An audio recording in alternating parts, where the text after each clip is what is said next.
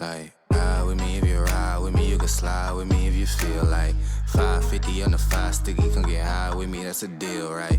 Ride with me if you ride with me, you can slide with me if you feel like 550 on the 5 sticky, come get high with me, that's a deal, right? That's a deal, right? That's a bet, right? That's a bet, right? That's a deal, right? That's a deal, right? That's a bet, right? That's a deal, right? That's a deal, right? That's a bet, right? That's a deal, right? That's a deal, right? Ayy, coming down like precipitation. I ain't never met a limitation. Hate plotting my elimination. Gotta go to Google for the information. I'm a superstar, so I gotta shine. Top dollar be the bottom line. Bottom feeding niggas out of line. Turn your heart rate to a dotted line. Yeah, my zodiac probably dollar sign. Got the energy to win it, my nigga, I'm feeling great. Got a day with destiny, focusing on my fate. I don't give a fuck what you rapping, you been a fake. I'm everything that they ain't, it can't be, it won't be. Wanna see me fall, I can't go, I won't leave. Coming from the block with plain clothes and police. Straight up to the top with bankrolls and rollies. Ride with me if you ride with me, you can slide with me if you feel like 550 on the 5 sticky, come get high with me, that's a deal, right? Ride with me if you ride with me, you can slide with me if you feel like 550 on the 5 sticky, come get high with me, that's a deal, right? That's a deal, right? That's a bet, right? That's a bet, right? That's a deal, right? That's a deal, right? That's a bet, right? That's a deal, right? That's a deal, right? That's a bet, right? That's a deal, right? That's a deal, right? Ayy, 12 can't really stop shit, so I'm still pushing like a mosh pit. Ice dripping, think I'm hot shit. In a yellow bucket with the mop stick. I've been jugging jams like wholesale. Everything must go sell. Hitting bitches with the oh well. Need 100 million on the low scale. On my worst night, I'm the best nigga. Wouldn't mess with you, couldn't cap to him. Homie spotted me like 700, brought 1100 right back to him. If I can't do it, then it ain't real. I just make dollars, I don't make deals. I've been going hard in the paint, still blowing kush clouds till I can't feel like. Ride with me if you ride with me, you can slide with me if you feel like 550 on the 5 sticky, come get high with me, that's a deal, right? Ride with me if you ride with me, you can slide with me if you feel like 550 on the 5 sticky, come get high with me, that's a deal, right? That's a deal, right? That's a bet, right? That's a bet, right? That's a deal, right? That's a deal, right? That's a bet, right? That's a deal, right? That's a deal, right? That's a bet, right? That's a deal, right? That's a deal, right?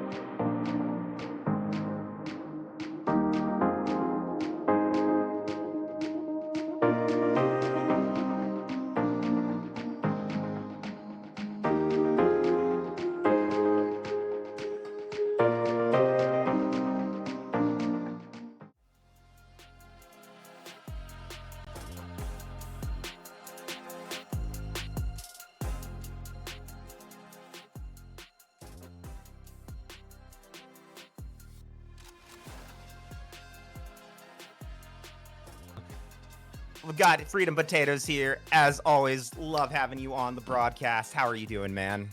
Doing good, yeah. Pleasure to be back here casting with you. Pleasure to be back with Titan. It's first match of the Conqueror season for this split, and it's looking to be a banger. I mean, we've got two really solid teams in this one. We've got XSV, a Gluttony versus a Syndicate. Ooh, a Syndicate S. Shadows. Yeah, Syndicate Shadow. They are. Yeah, the two teams I think are like have a lot of players very close to that peak rank, right on the borderline. They've clearly built these rosters with intention to have the best of the best, or at least what they hope is the best of the best going into this season. So, but as you go through this season and players learn and develop new skills, that can always shake out, unpredictable.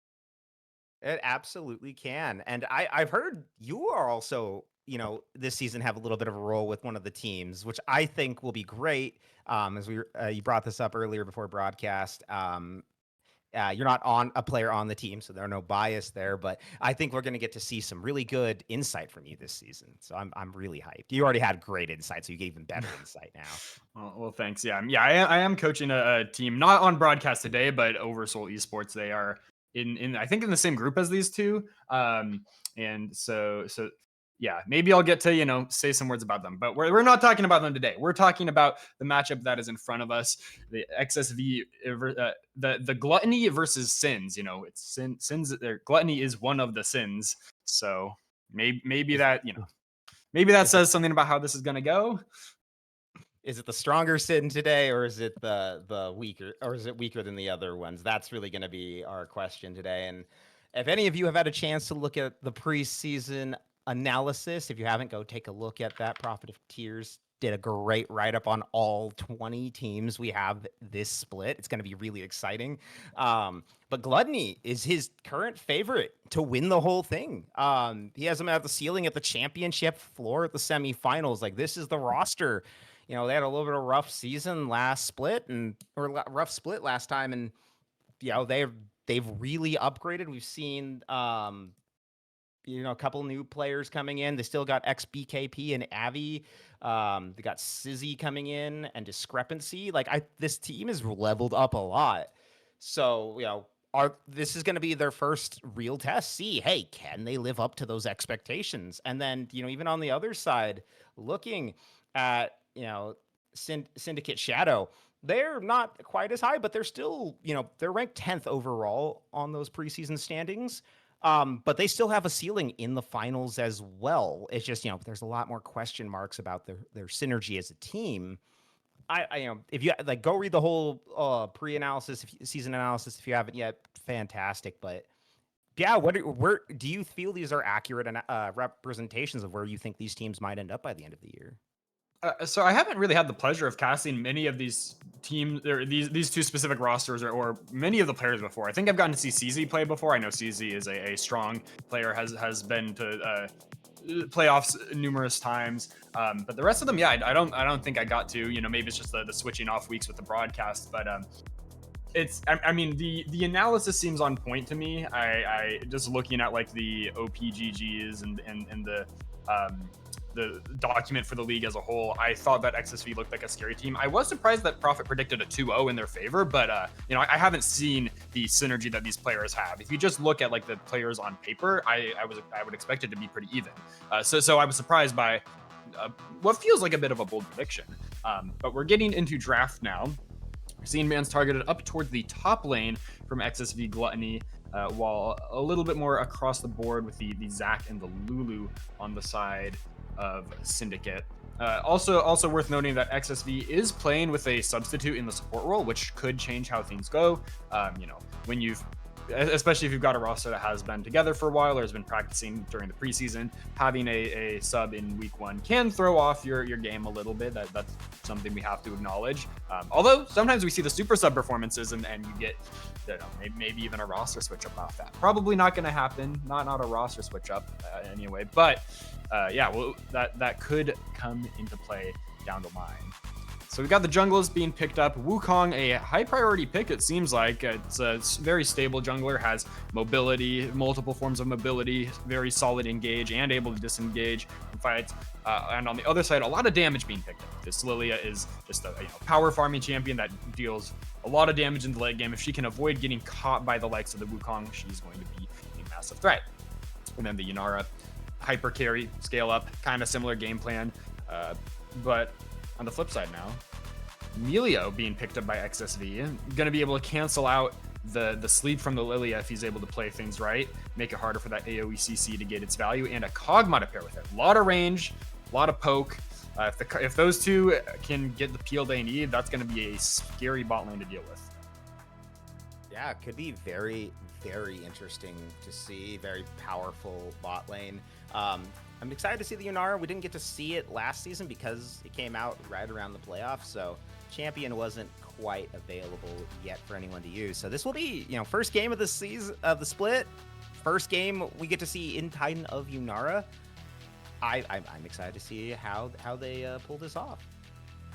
It's a champion that I think has not the greatest laning phase, but into a Kog'Maw I think should be able to get through it pretty safe. Doesn't have quite as much range, but is very fast, very, very mobile, especially with that ultimate. So different playstyle, but both still kind of hyper carry champions. And we're seeing the Arma paired with it as well. I think that's going to be able to, help with that aggression and also help keep the Yunara alive in the phase of targeted mid bans. Those might be ADCs that XSV banned, but it's Kolochon who plays those for the side of Syndicate, and then some bans over for the solo laners. So now we've got Scion picked up presumably for Fiesta Life, and an answer with the Ornn for CZ, two big beefy tanks. These teams are both lacking frontline, so it makes a lot of sense that they grab those up.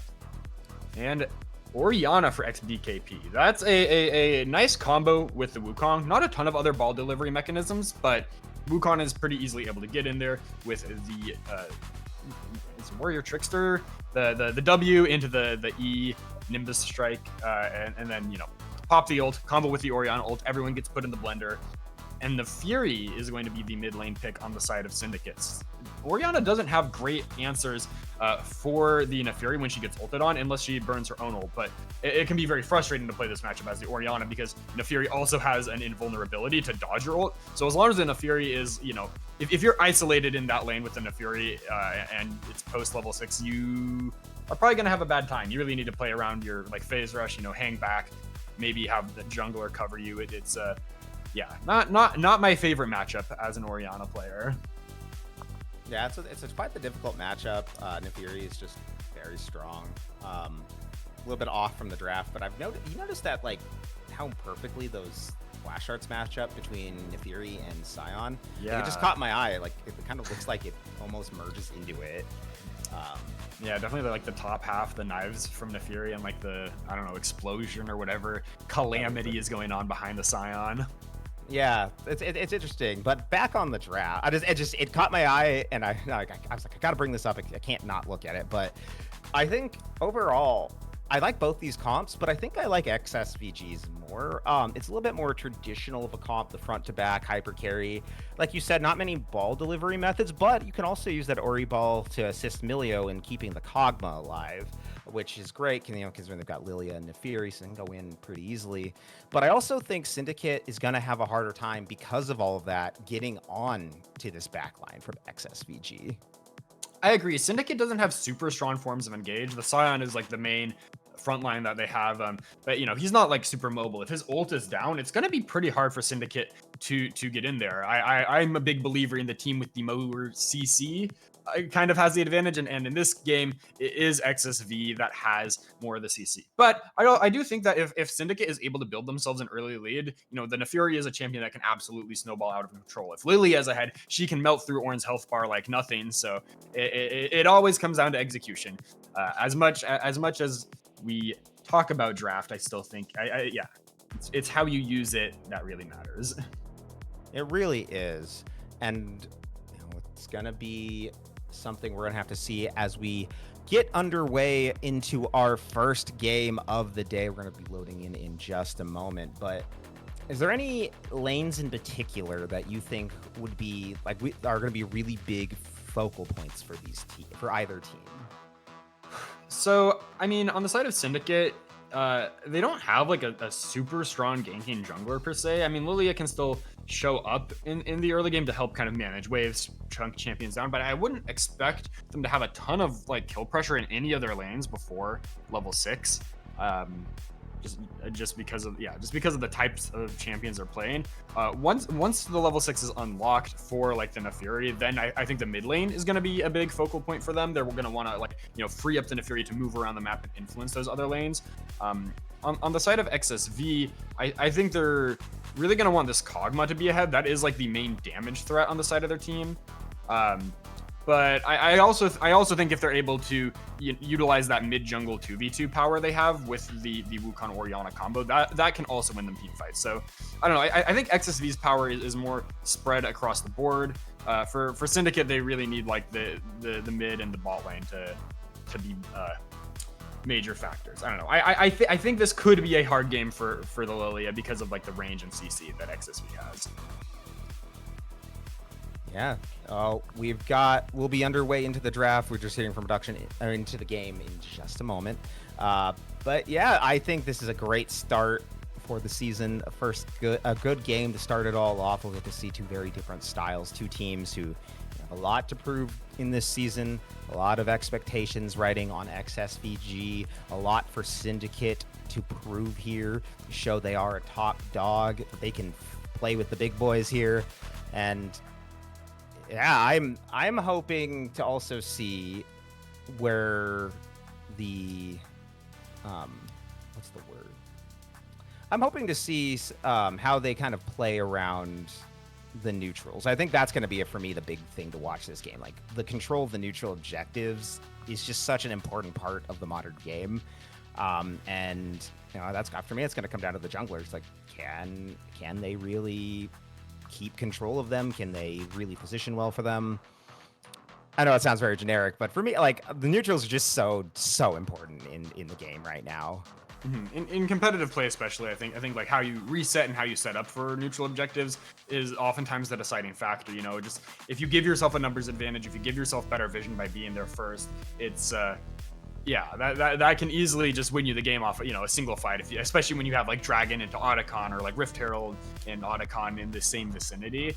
Those kinds of like of power plays off of getting even a single pick sometimes are really massive. And so yeah, I think we were talking about lanes, and so I didn't really I wasn't thinking about the jungle matchup, but I do think jungle is going to be like the biggest difference maker in this game for both teams. For the side of Syndicate, that's going to be like a lot of their AP damage and just like really their team fight strength in general. And for the side of XSV, that's going to be a major component of their engage. I tricked you a little bit when I said lanes for the jungle. The jungle it's less a lane; it's just a map. yeah.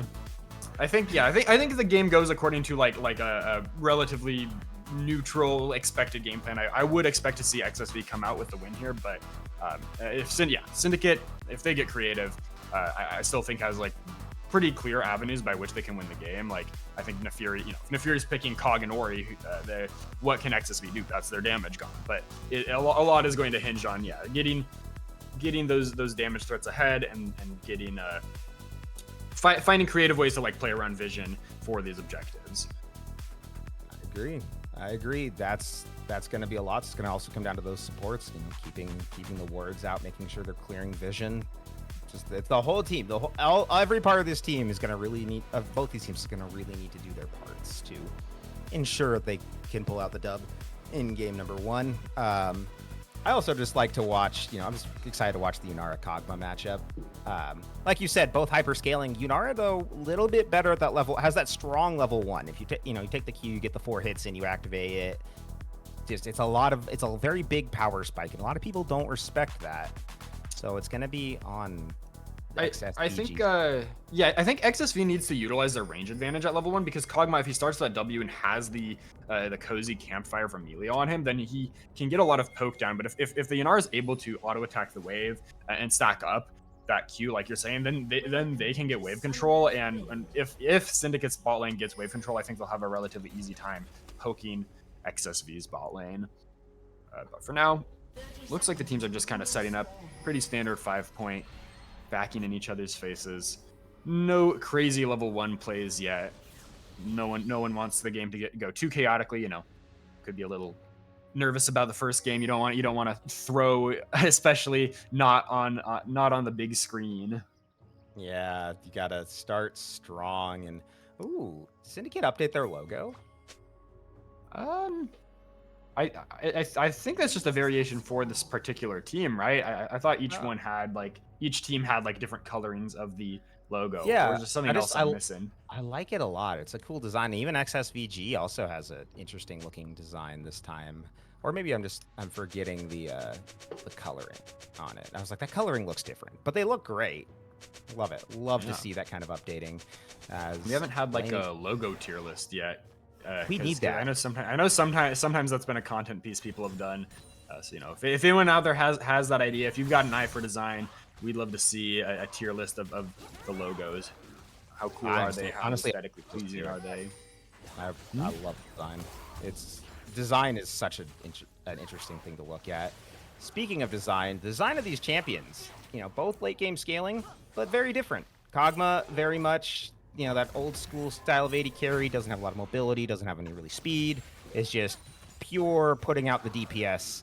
And Yunara, that more modern style, a little bit more movement, still has a little, not as much as like other champions, Lucian, Zeri, but still quite more mobile and a little bit different style of aggression, having to get those stacks up. It has like that little mini game they got to play.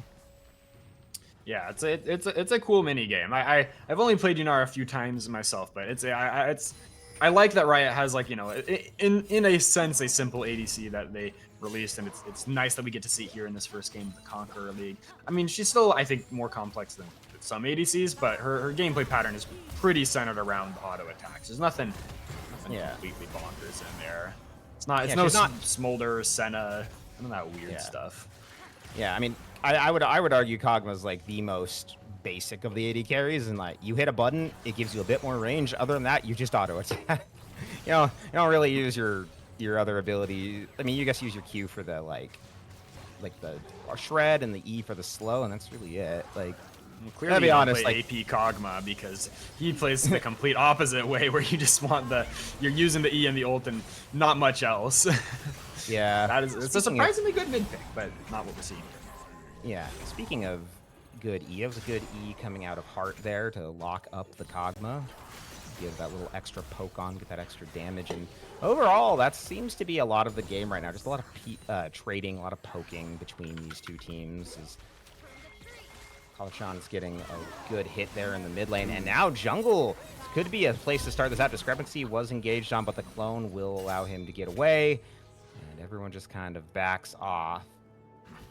Yeah, the clone from the Wukong used at the same time as that W, the focused resolve from Karma, so it doesn't bind the Wukong down, and there's no real follow-up onto him once he gets away.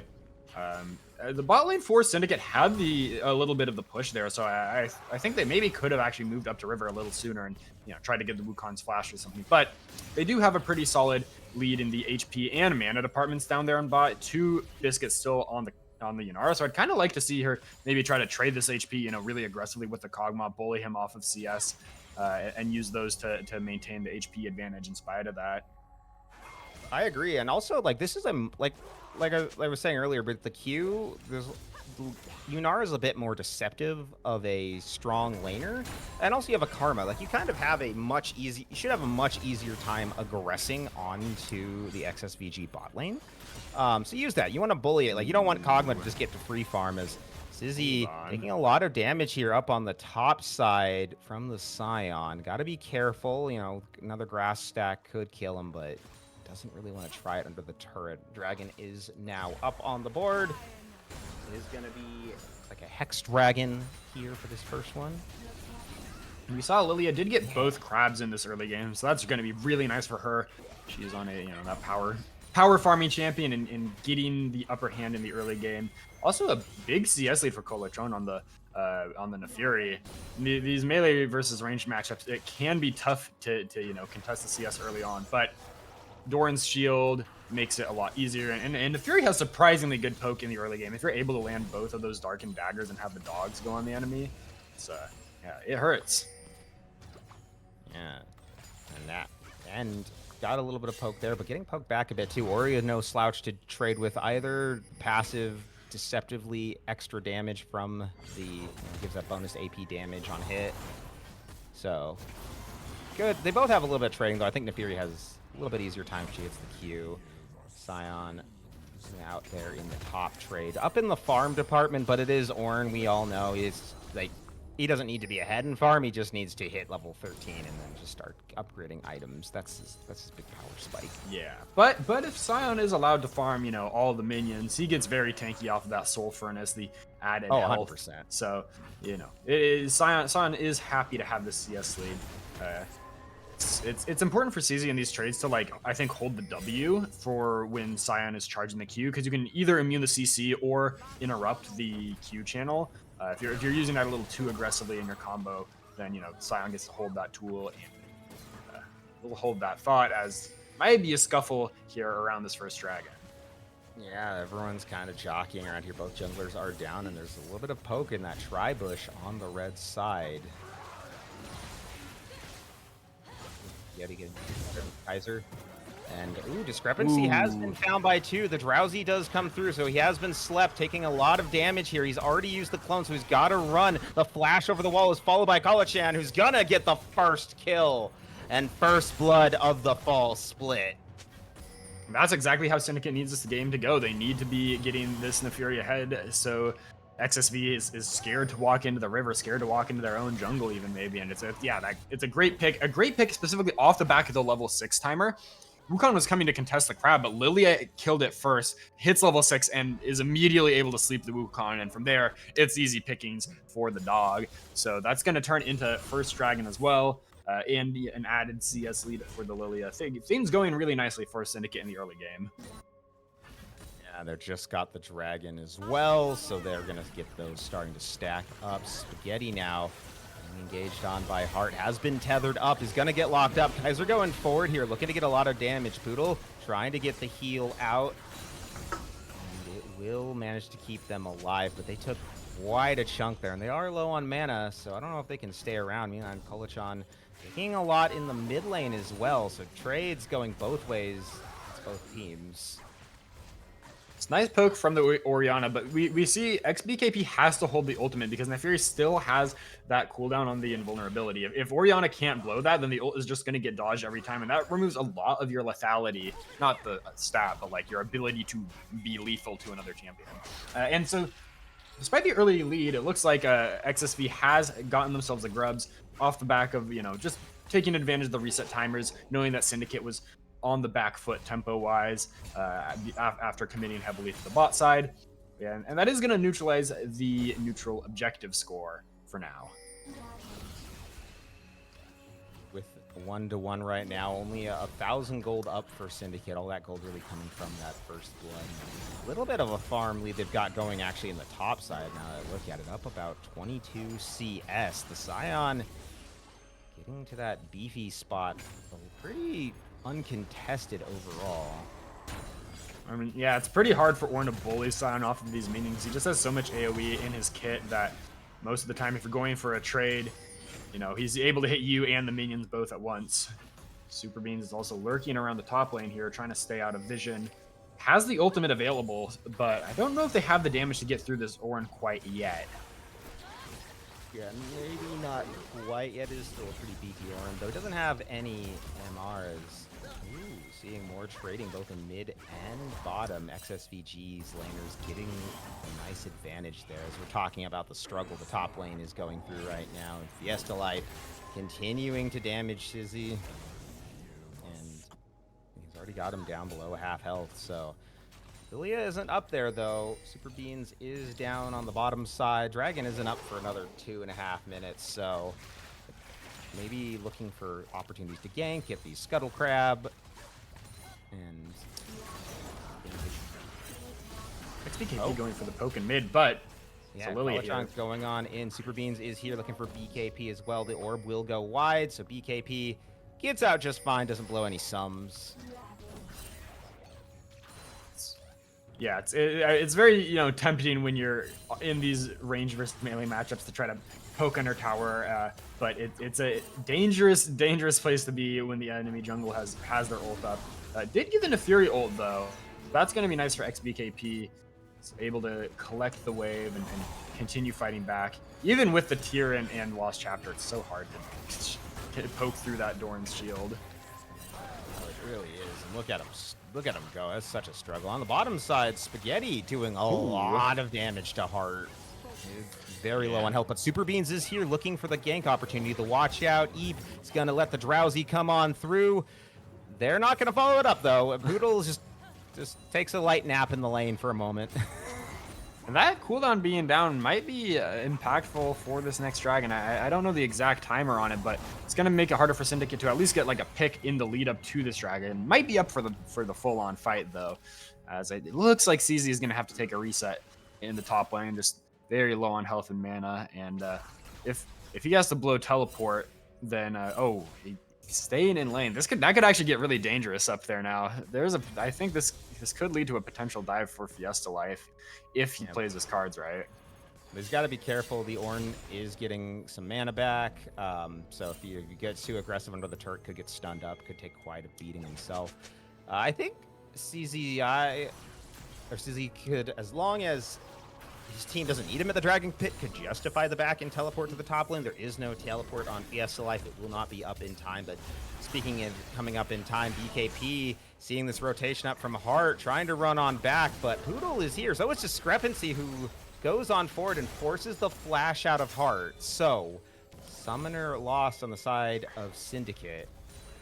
They forced the flash from the Karma, but not having that Orianna ultimate is going to make this fight really hard. So much of the strength of XSV is in that Wukong-Orianna combo, and now they only have one of those elements. BKP might just be dead? No, not quite. Yeah, forced a flash, though, to get out. So that is going to be down. No sums, no ult. Scion rotating down to doesn't have the teleport, so they're just going to bring the whole squad down here so they can start stacking these dragons. They want to get themselves at the 2 mark already. This Ocean Dragon, I don't know. Yeah, XSG is just not going to really contest this. But Spaghetti is here to at least get a little bit of poke back. The Ocean Drake's going to help weather that poke, though.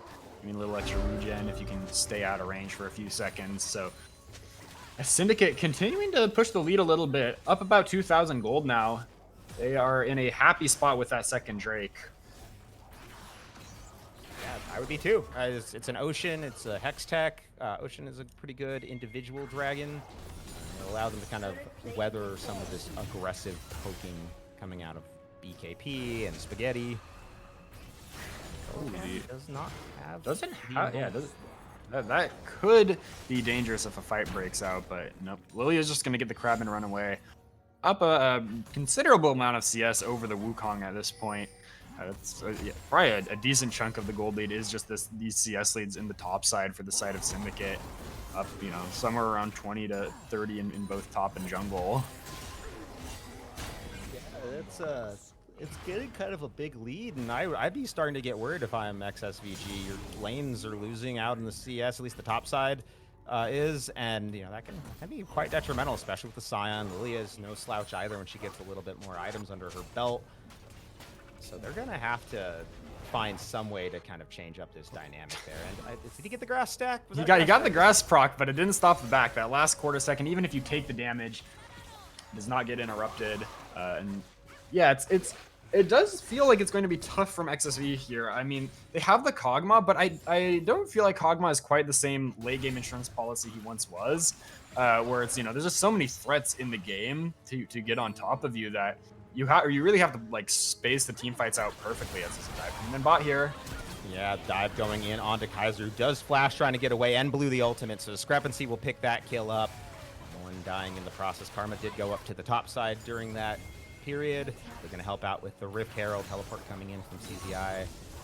And Lichan's taking quite a beating up there in the mid lane, but he's going to rotate up towards the Herald. Well, 4 members up there. At least they get a little something, but they will lose the first turret to this.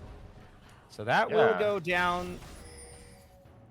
Nice cross map from XSV. I think they're on the back foot overall in this game, but they know they can't contest that Herald, and so they make the dive on bot, set the enemy AD carry behind, and grab themselves first turret. So it's 1-1 in the feats department. It's just going to be whoever gets those first 3 kills. This is pretty rare. We usually see that be the first one picked up by one team or another, and instead it's going to be still 2 more kills till anyone guarantees themselves feats, which means players might be scared to go for aggressive plays. They don't want to give those over, or maybe they're going to get even more aggressive to try to secure those. Yeah, that could be the play here. I want to see more aggression. I'm hoping it's the latter. I always like a good aggressive game of League of Legends. Yeah. And speaking of aggression, Spaghetti now on the top side here, they've rotated the bot lane up. They're going to look for more turret gold. They really want to accelerate this Kog'Maw. And I mean, he's in a good spot. He's already got a full item and boots. He's working on his second item. That's nice to see for the Cog. And Emilio also, you know, getting into a fairly good spot here. We're seeing it looks like a Redemption could be the item coming out. No, not Redemption. That would be Moonstone. Moonstone coming out there with that item.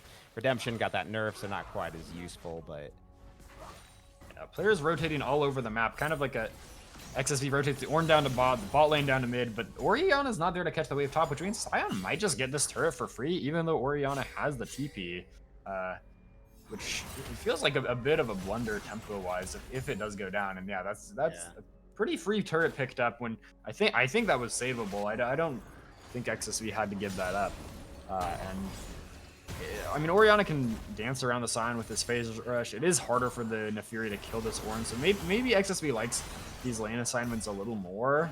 But yeah, just the timing on it feels a little off. I would have preferred the Kog'Maw into the Sion. I feel like that's a really good matchup for the Kog'Maw. And even if he ults, you just have Poodle walk. You have Poodle there, so you can just kind of get out of it pretty quickly. And, you know, if Sion ults onto you, he's basically guaranteed his own death. Because it's Kog'Maw, and he just has that % health shred.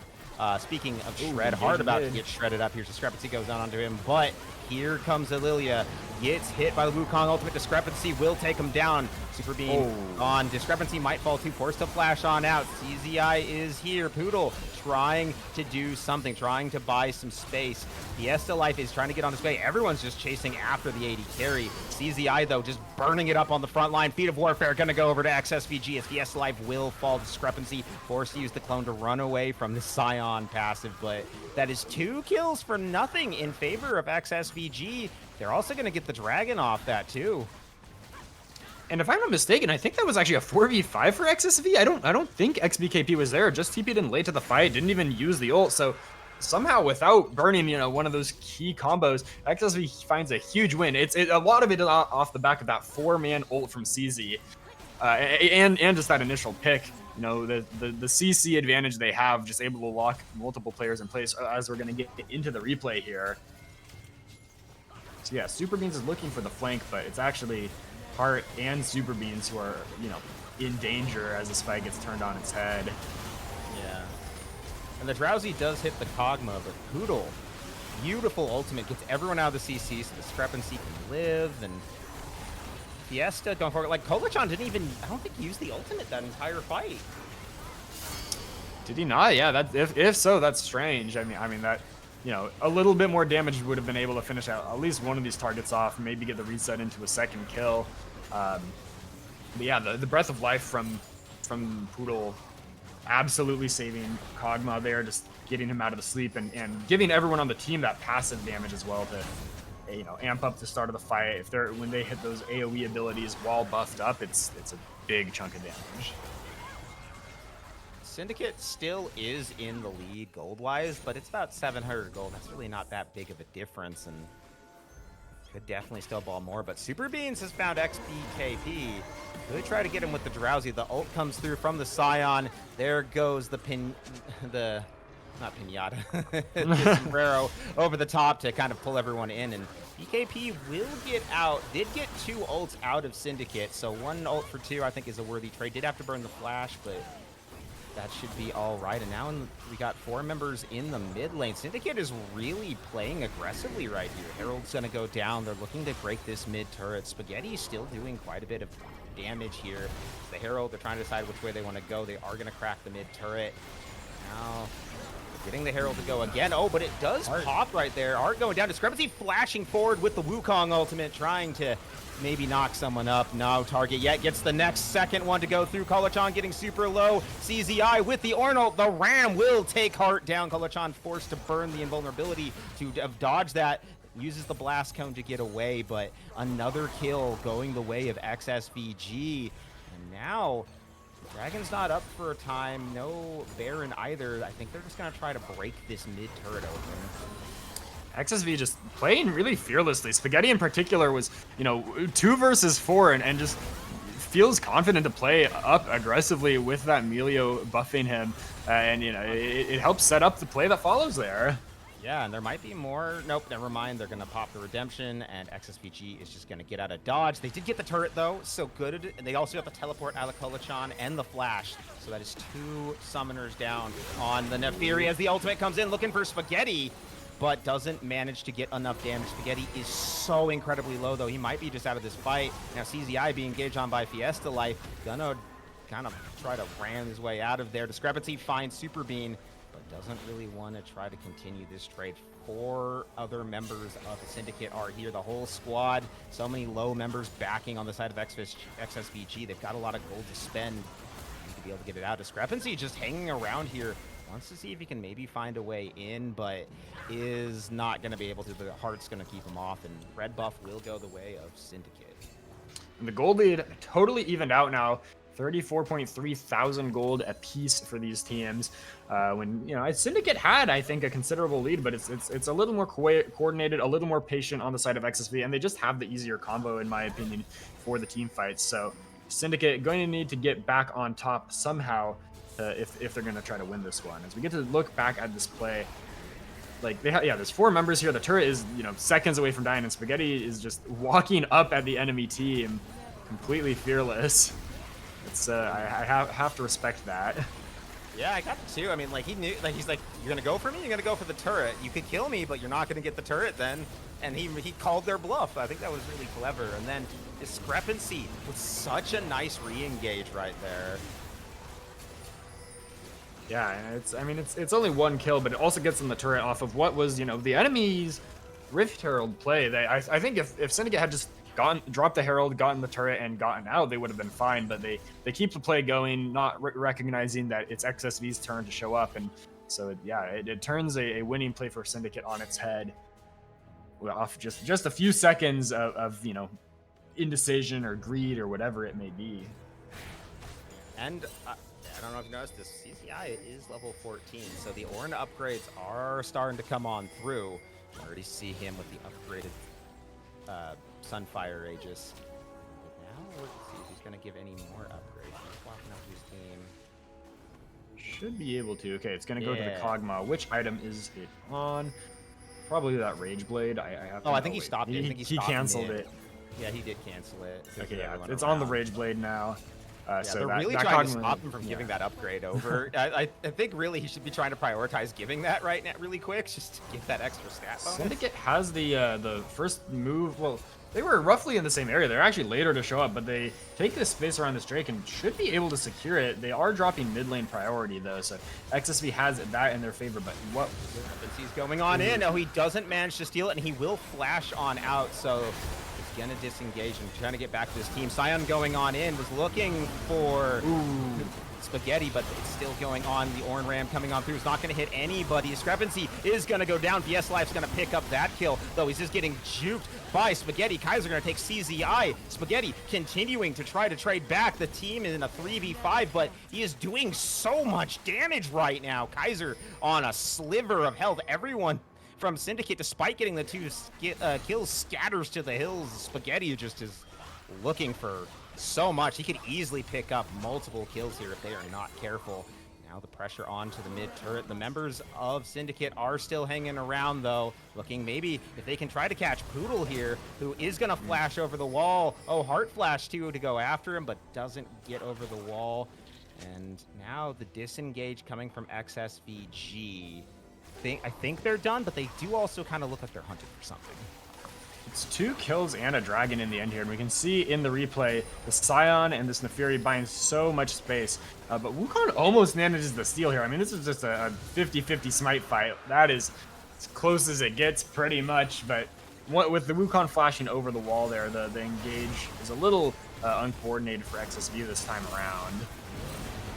Look at that sleep from Lilia. Even with the Breath of Life, Wukong doesn't get undrowsy. He still goes to sleep, and that first kill just sets up the fight. Yeah, and it still almost went the other way. Like, look at those health bars. Look how much damage Spaghetti is doing. He almost killed, like, he almost got a penta there. That was so close to just everyone dying on the side of Syndicate. So, while they do win out in the end, you got to be really concerned that they couldn't get to the, like, just how much Kog'Maw can do even without everyone else there. And speaking of Kog'Maw, he's helping his team go after this Atacon, though the members of Syndicate have roamed down, so everyone's backing off. Atacon's is going to heal back up.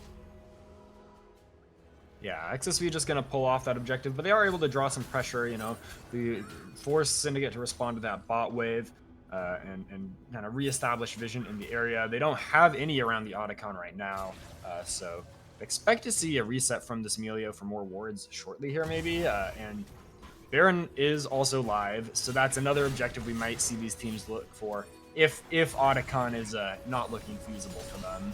You know, it's easy to get pulled around the map and, you know, overcommit to one side and just give the other objective for free when both of those are live at the same time.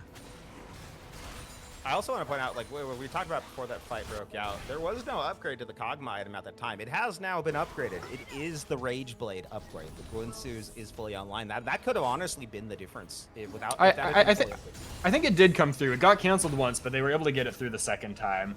That Orn went for the upgrade. Yeah. I saw the little border come around it. So they did have the upgraded Rage Blade, which I think is probably why that fight was so good looking towards the end for XSV. Yeah, Spaghetti is playing the spacing game quite well along with Poodle. I mean, I've seen him walk into like melee range of the Scion once, but still has managed to make it out every fight so far. Is down flash though. Is that something that Syndicate can take advantage of? Because there is a flash on this Neferi.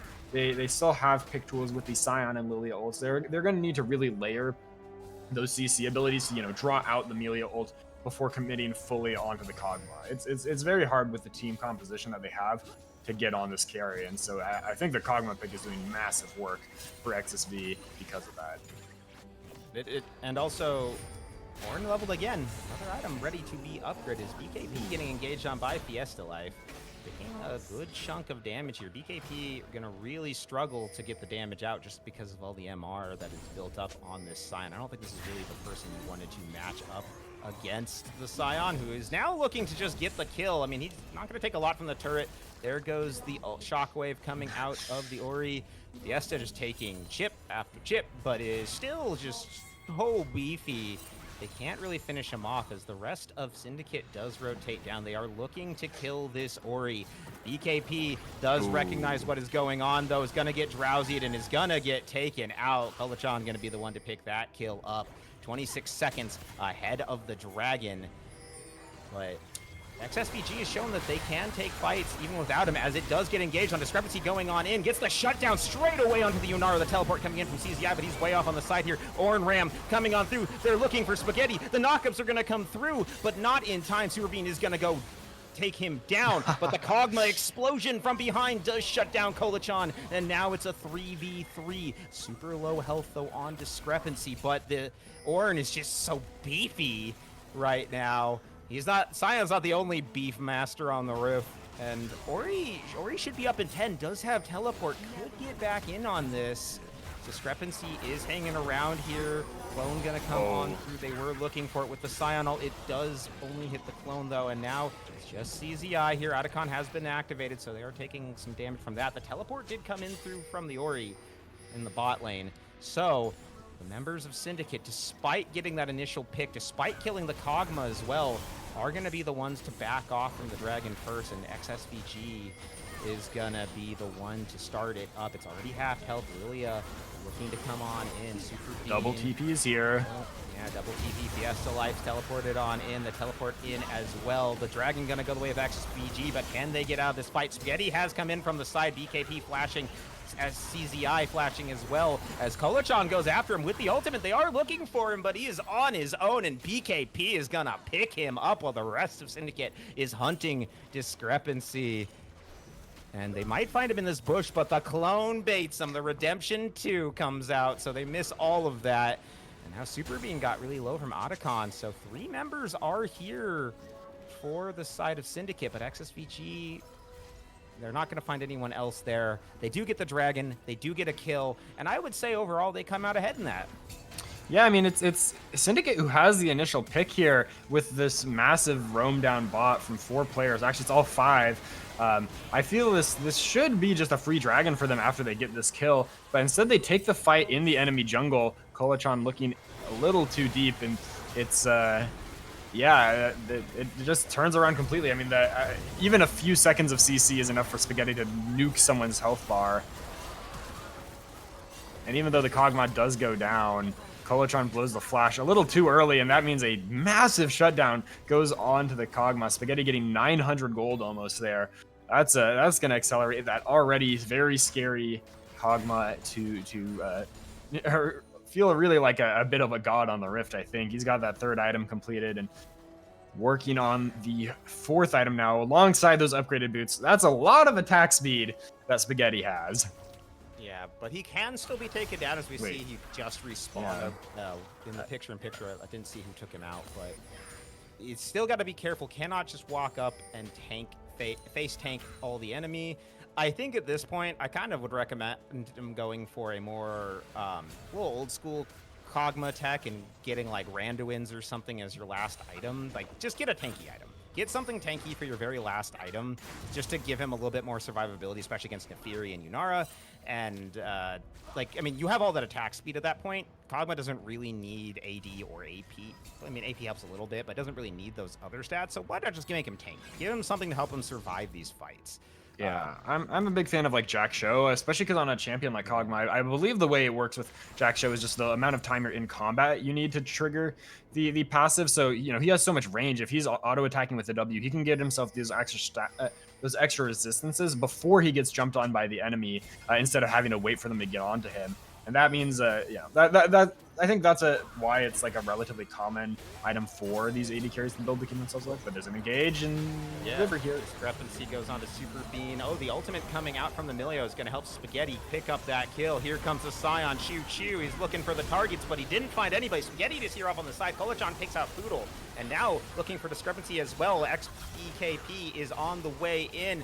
There's going to go Discrepancy, a double kill going to Kolachan, but Spaghetti is firing. A beautiful shockwave comes through. Heart hasn't fallen yet. Spaghetti will go down. A triple kill going the way of Kolachan. CZI, though, will grab Fiesta Life and will fall in the backline. BKP will finally take Kolachan down. Fiesta Life takes out CZI with the last sliver of his revitalized health, and it's a 3-for-4 in favor of Syndicate.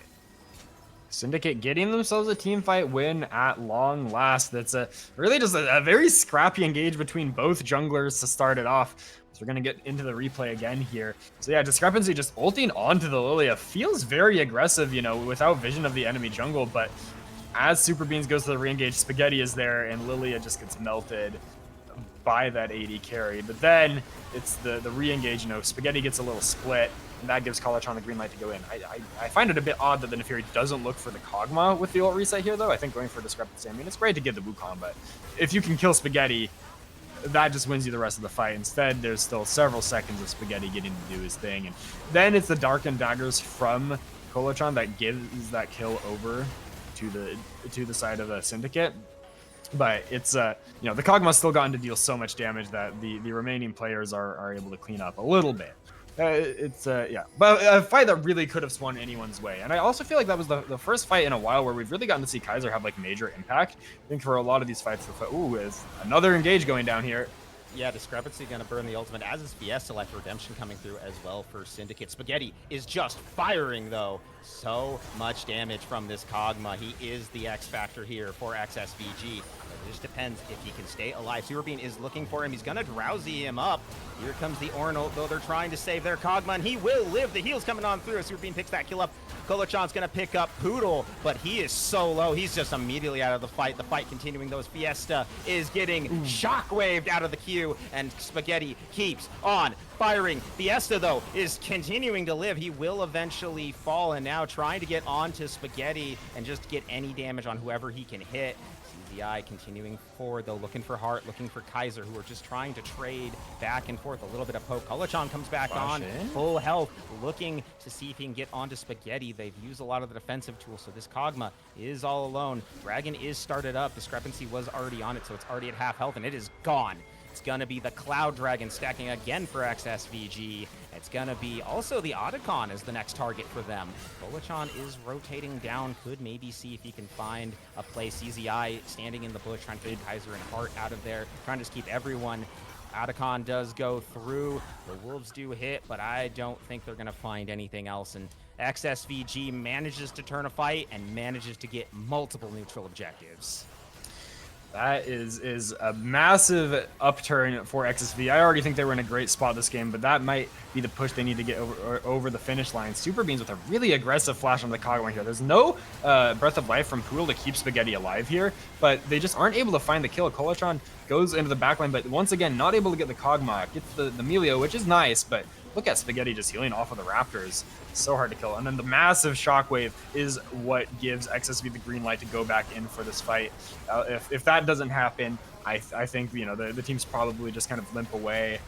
But they are going at each other's throats in this mid game here. They are taking every opportunity they can to fight each other. And yeah, it ends up being 2 neutral objectives over to the side of XSV.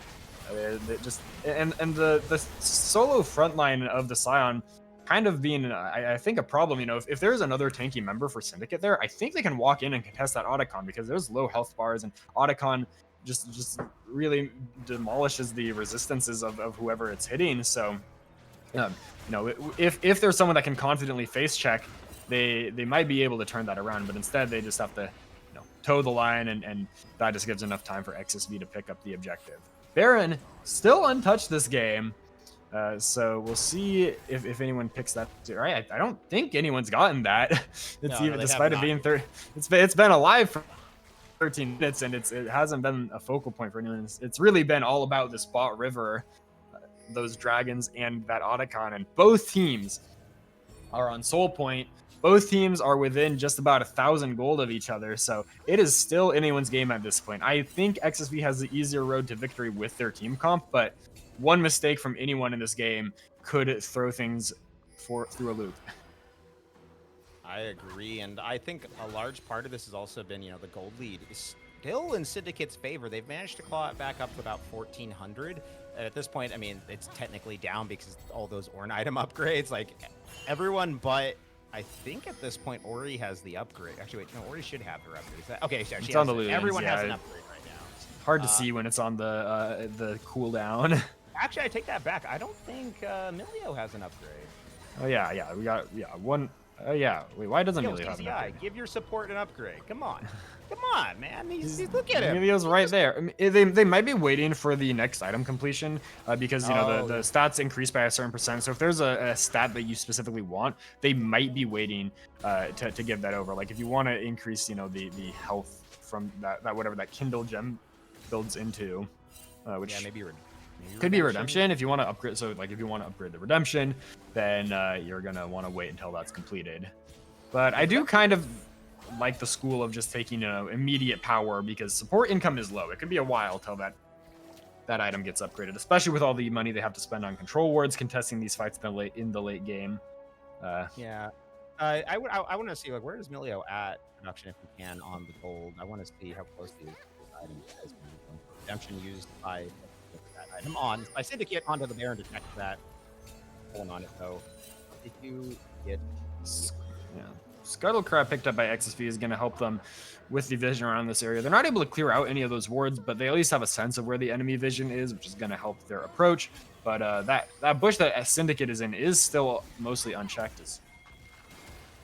They are just playing for the mid control into threatening the Baron. That's how you want to do things. Get control of the waves first and foremost, and then move to the objective. Although it doesn't matter quite as much as people close in on full build, there's less incentive to just get your income up.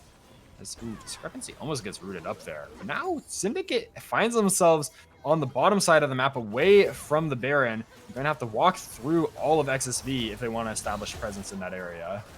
Yeah, and Syndicate is just holding the bush. They will not allow XSVG to walk forward. CZI is trying to get closer, but there's just so much poke getting thrown out. They do manage to finally get the inside track after pushing the wave. They're going to knock up Fiesta life. They're looking for this engage here. Fiesta getting shredded by Spaghetti. Oh my goodness, that is so much damage coming out from the Kog'Maw. Now XSVG has the inside track on the Dragon. It is falling apart here. Super Beans is looking to see if he can maybe get in. He's not going to be able to though, and that's going to be Cloud Soul going the way of XSVG. The Ornn Ram's going to come on through. Sion ulting to try to split off the team. Discrepancy, they're going to get a big knock up there, and Fiesta Life is separated from the rest of his squad. He's looking for the flank, but it's more of a collapse onto him.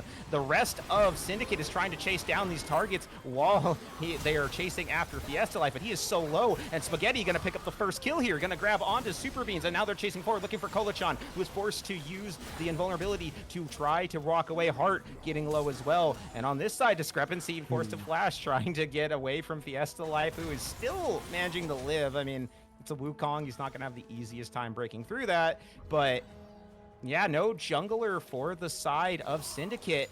You've got this big Kog'Maw, you've got the full team. That's the call to go for the Baron for XSVG. There's just no snap engage on Syndicate that can really punish the Kog'Maw. It's just Sion there in the front line, and if he commits the ult, you know, and the Kog'Maw has the flash, like we saw there, it's probably just a death for the Sion. It's really hard for Syndicate to find this carry at this stage of the game. Ornn and Wukong can just stand in front of the Kog'Maw and let him do the work, and he is certainly doing the work in these fights. CZ's maybe in a little bit of danger here, but with the Baron and the Cloud Soul secured, the game is just getting easier and easier for XSV to play. They're now sieging onto this top tier 2 turret, and Kog'Maw is just going to melt that within seconds. Yeah, he doesn't even care about Fiesta's Q anymore. He's just taking the hit, just kind of walking up. Super Bean was looking to maybe get the sleep, but he will fall, both him and Fiesta Life, and now the fight breaks out. Kaiser trying to just juke back and forth, but will fall, as so does Kolachan. Killing spree for XBKP, a double kill for Discrepancy, and now it's just Karma against 5 members of XSVG. They're Baroned up, they're sold up, they've got the Ornn upgrades, they've got the Baron minions, and I think they're just gonna try to end the game right here. I don't think Karma can do anything. Heart just gonna sit in the base, let it happen, be the KDA player. Ooh. And with that, the first game of the split goes to XSVG.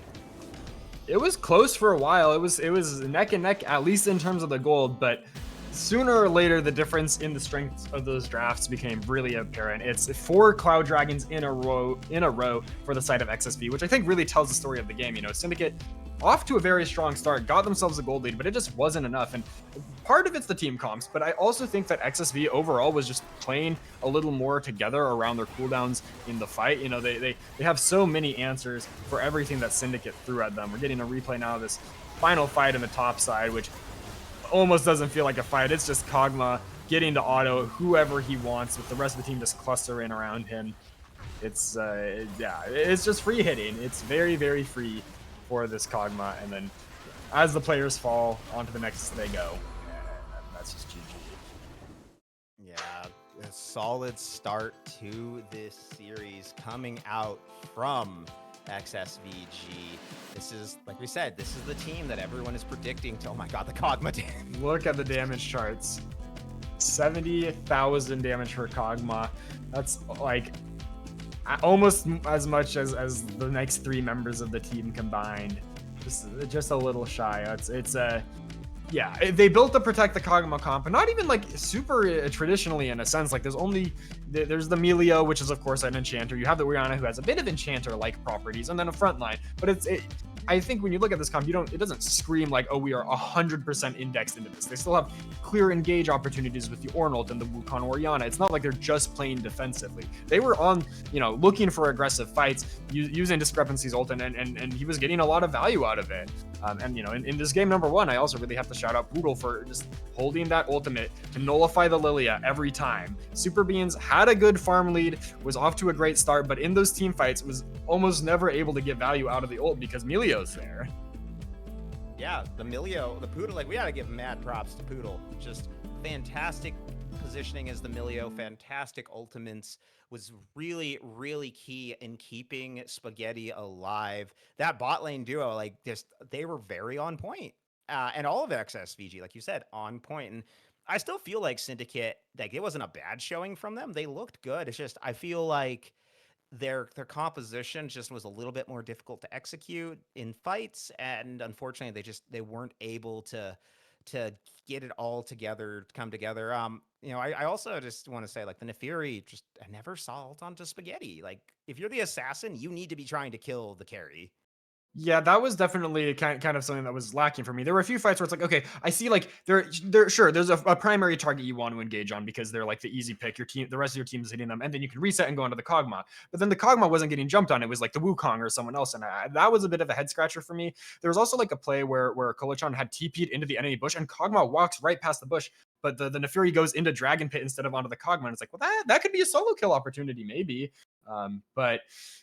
There's a lot of things to focus on. We have omniscience. We get the spectator view. We don't get to hear what it sounds like in the players' comms, and it's when you're on the Rift, it feels very different than when you're watching it from the comfort of your own home, as it were. I mean, I guess you're at home when you're on the Rift too, but it's different.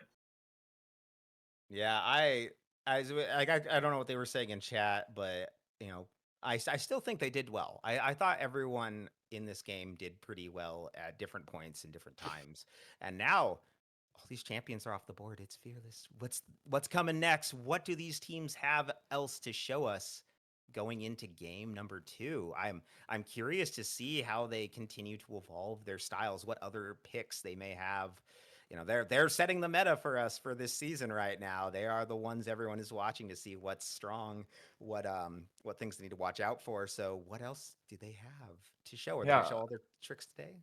A lot of those staple picks, I think Wukong, Ornn, Sion, all very staple kind of frontline engage picks that we're not going to be able to see in the next game. So I think those are champions to me that are pretty notably removed from the pool here. Kog'Maw, not as traditional. There's still plenty of ADCs to fall back on. Yunara, newer champ. There's still a lot of ADCs to fall back on. So on and so forth. But it'll be interesting to see, I think, how the top side of the map in particular responds going into game 2. Yeah, and we'll have to see how they evolve everything. Like you said, game number 2. The draft is coming up just after this short break. So don't go anywhere. Get some water, get a stretch in, and we'll see you back in just a moment.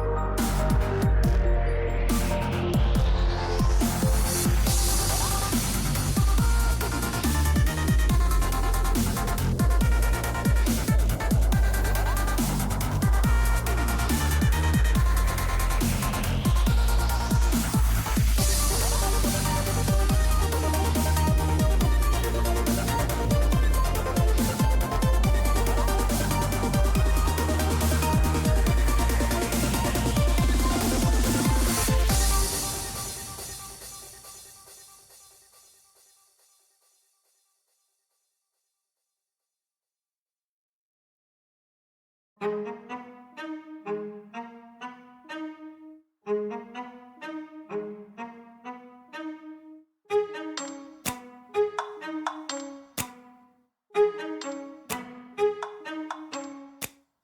ride with me if you ride with me, you can slide with me if you feel like 550 on the 5 sticky, come get high with me, that's a deal, right?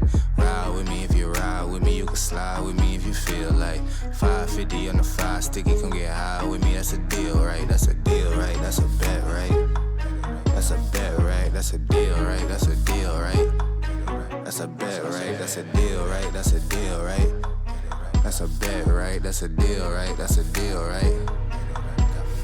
Ay, coming down like precipitation. I ain't never met a limitation.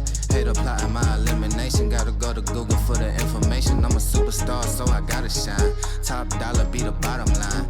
Bottom feeding niggas out of line. Turn your heart rate to a dotted line. Yeah, my zodiac probably dollar sign. Got the energy to win it, my nigga, I'm feeling great. Got a date with destiny, focusing on my fate. I don't give a fuck what you rapping, you been a fake. I'm everything that they ain't, it can't be, it won't be. Wanna see me fall, I can't go, I won't leave. Coming from the block with plain clothes and police. Straight up to the top with bankrolls and rollies. Ride with me if you ride with me, you can slide with me if you feel like 550 on the 5 sticky, come get high with me, that's a deal, right? Ride with me if you ride with me, you can slide with me if you feel like 550 on the 5 sticky, come get high with me, that's a deal, right? That's a deal, right? That's a bet, right? That's a bet, right? That's a deal, right? That's a deal, right? That's a bet, right? That's a deal, right? That's a deal, right?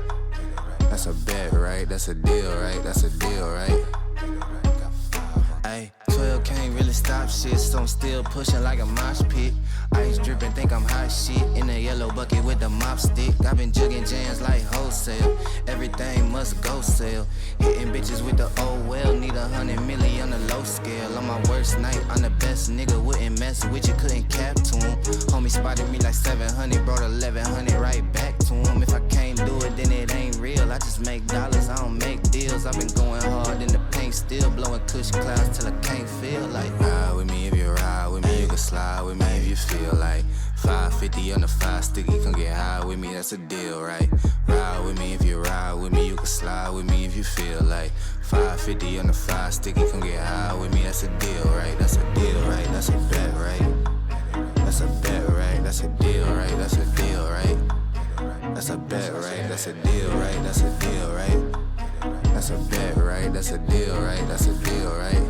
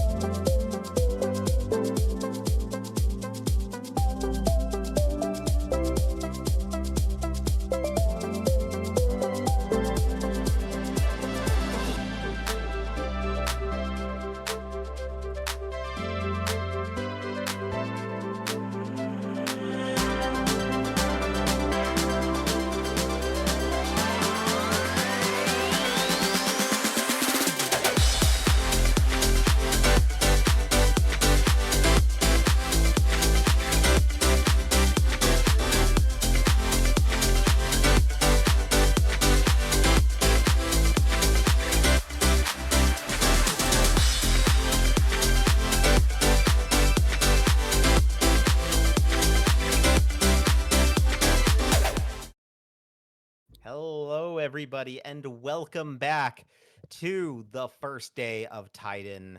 We're on game number 2 of XSV Gluttony versus Syndicate Shadow.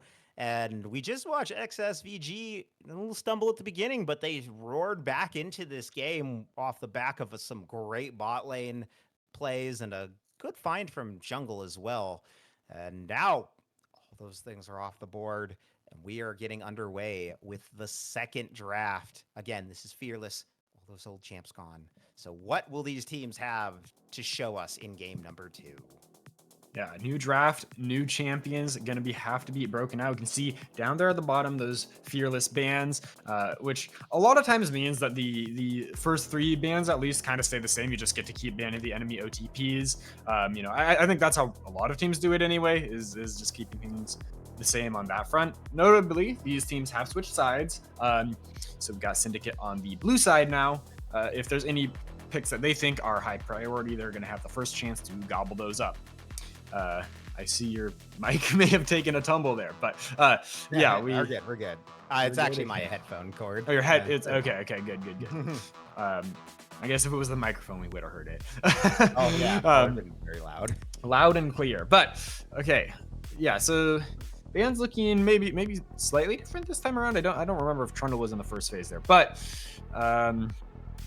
yeah, it's just recapping the last game. I think it was quite a banger. I do think like XSV had the Kog'Maw in their back pocket the whole time. The game sort of went according to plan. If they didn't have those early deaths, the early 2,000 gold deficit, I think that would have been smooth sailing for them. But they were able to pull out ahead through the composition and the coordination of those fights. And it's a blind Mundo, not something you see every day. I mean, it is a popular champ. I don't think Alois is doing those cosplay streams anymore, but he nevertheless really brought that champion into the light. And I think a lot of people, especially around the Emerald Elo, like playing the champion a lot. I don't usually see him blind though, because into some champions like the Gwen, which actually was banned by XSV, he gets to he can struggle into those DPS heavy champions. But he could also be a mid jungle flex. Actually, okay, the Volibear as well, or sorry, not mid top jungle flex. So both of those champions could be flexed around depending on what matchups they like. I feel like those are both like fine. I mean, the set can be a Mundo counter because he does the HP damage when he uses his own ultimate, but at the same time, if you don't get that Mundo passive off first, that's kind of just like taking a trip in with no guy. He just goes in by himself, which looks a little silly. And it's going to be Ahri versus Cassiopeia in the mid lane. This is pretty interesting. I mean, Ahri, very ultimate reliant, kind of wants to play around those frontliners, help set up picks or help follow up on picks that the Volibear is going to be looking for. And Cassiopeia is really going to be trying to play to deny those aggressive plays from the other side, is able to kite back, slow down the enemy's approach a lot. But Mundo and Volibear, at least, not super dash reliant, so the ground might not be getting as much value into those two. Yeah, but it does lock up the Ahri, which is always nice, and could also dissuade them from picking any other tanky engage supports, Leona, Thresh, anything like that. Even mobile AD carries could be off the table. You take Tristana, you jump forward and ride into the miasma, you're basically good as dead. So maybe they're kind of focusing in that direction as the Sivir comes out for Spaghetti, another late game hyper carry. Sivir, the 6-item wonder, and it's going to be responded to by another hyper carry in Jinx. So hyper carries bound in this series. Yeah, both teams playing a little bit for the late game in the bot lane. We'll see what the supports look like. It's a Thresh picked up. Not a lot of people playing Thresh these days. I feel like it's a more niche champion because so much of his power budget is in the Lantern. You really need to get the most out of that ability. Otherwise, it's like you could just be playing Blitz or Pyke or Nautilus and you'd probably be happier in a lot of cases. But he has his value. It's going to be answered with a Zyra, though, who can block those plants, or block these hooks with her plants. Also can help block like the charm and things like that if she's able to get a big garden going. But looks like XSV's bot lane is really going to be playing for kind of just like nuking those waves with AoE damage, getting the shove, and probably looking to play around dragons with the Jarvan in the early game. I'd expect Syndicate's squad to maybe be a little more focused on like putting the Cassiopeia behind, unleashing the Ahri onto the map. And yeah, and then when late game rolls around, playing for those resets with the Jinx and Ahri together, they have a lot of CC on their side this time. But yeah, it's I don't know what do you make of these comps, Raptor? So I think Syndicate's comp is, to me, I like it better. For me, the big issues I have with XSVG are one, the Jarvan, just because there's so many ways for them to get out of the ultimate between Volley Barrel, Ahri Dash, using Thresh Lantern. I guess that might be the coordination with the Miasma, but that just feels like a lot you have to coordinate. So I am a little concerned. That being said, though, I do like the rest of it. I do like the Cass. I like the Zyra. I like the Sivir. I like the Set. But I just feel like Syndicates, to me, feels like the easier comp to execute upon. And that always, I feel, is what I would give another team an advantage for. So I think Syndicate, to me, has the stronger team comp.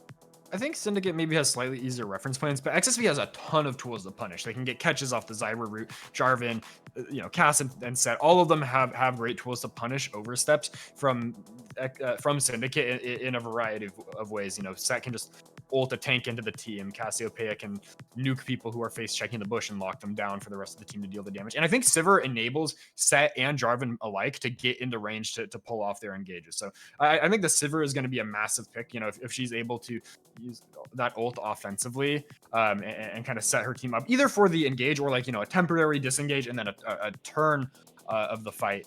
That's going to be massive for the side of XSV. But it's I think this game is a little less clear cut than the last one in terms of who has the edge. I would agree. I think it's definitely feels more. Well, I did give the advantage to Syndicate. I still think that it is pretty even if both these teams do manage to, find their strengths and play effectively around what they've built. I think they both are pretty evened up. I mean, it's Cass and Sivir. They're gonna scale so incredibly well into the late game. Set is just a great frontliner. Zyra is great to keep the Volibear off. I like it. I like a lot of this. So I want to see how these two perform. And I really am going to focus again on the bottom lane. I feel like that really was where the difference was made last game. It definitely was, even though it wasn't necessarily as apparent in lane. Once we got into the team fights, that Kog'Maw was running rampant in game number 1. And in this game, if she gets ahead, I think Jinx is going to have a really easy time running over XSV's team. There's not a lot of answers to like a Jinx once she is excited. But if Jinx is getting caught by the Jarvan ult and can't get Thresh Lantern to safety, it might be a bad time for her. I think XSV also has a lot of damage to deal with the Mundo, which is really important for them. A lot of times in drafts, Mundo, if he's shown late anyway, can be very hard to deal with. If your team is has got a lot of front-loaded bursts or super reliant on a single piece of CC to lock him down, that champion can be a nightmare to deal with. But I think Cassiopeia being able to pump out damage alongside Sivir and Zyra, if she gets a Rylai's, keeping the Mundo slowed is going to be huge for XSV. Yeah, we'll have to see. We're getting underway into game in just a moment. We're just dealing with a little bit of technical on the player end, so we'll be in just a moment. But we can also talk a little bit, outside of this game about some of the other things we might see this season, because there have been rumors and little leaks about that new champion coming, and if it comes in time, it might be here before playoffs. We might get another champion in the for people to play. That could really shake up the whole meta, depending on how this champ does. I'm behind on the leaks. What do you have to share with us? It is a bird Darkin, but not a full Darkin. Yeah. He's still an Ascended. At least that's what we saw from the comic, because they were listing off champion names, and he just happened to be listed under that list. So could be him. Could be a spear wielding bird Ascended Darkin. We'll see. I don't know where the story is going, but I'm excited to see what they bring. I feel we'll see it probably closer to Worlds, but and then also some seasonal changes too.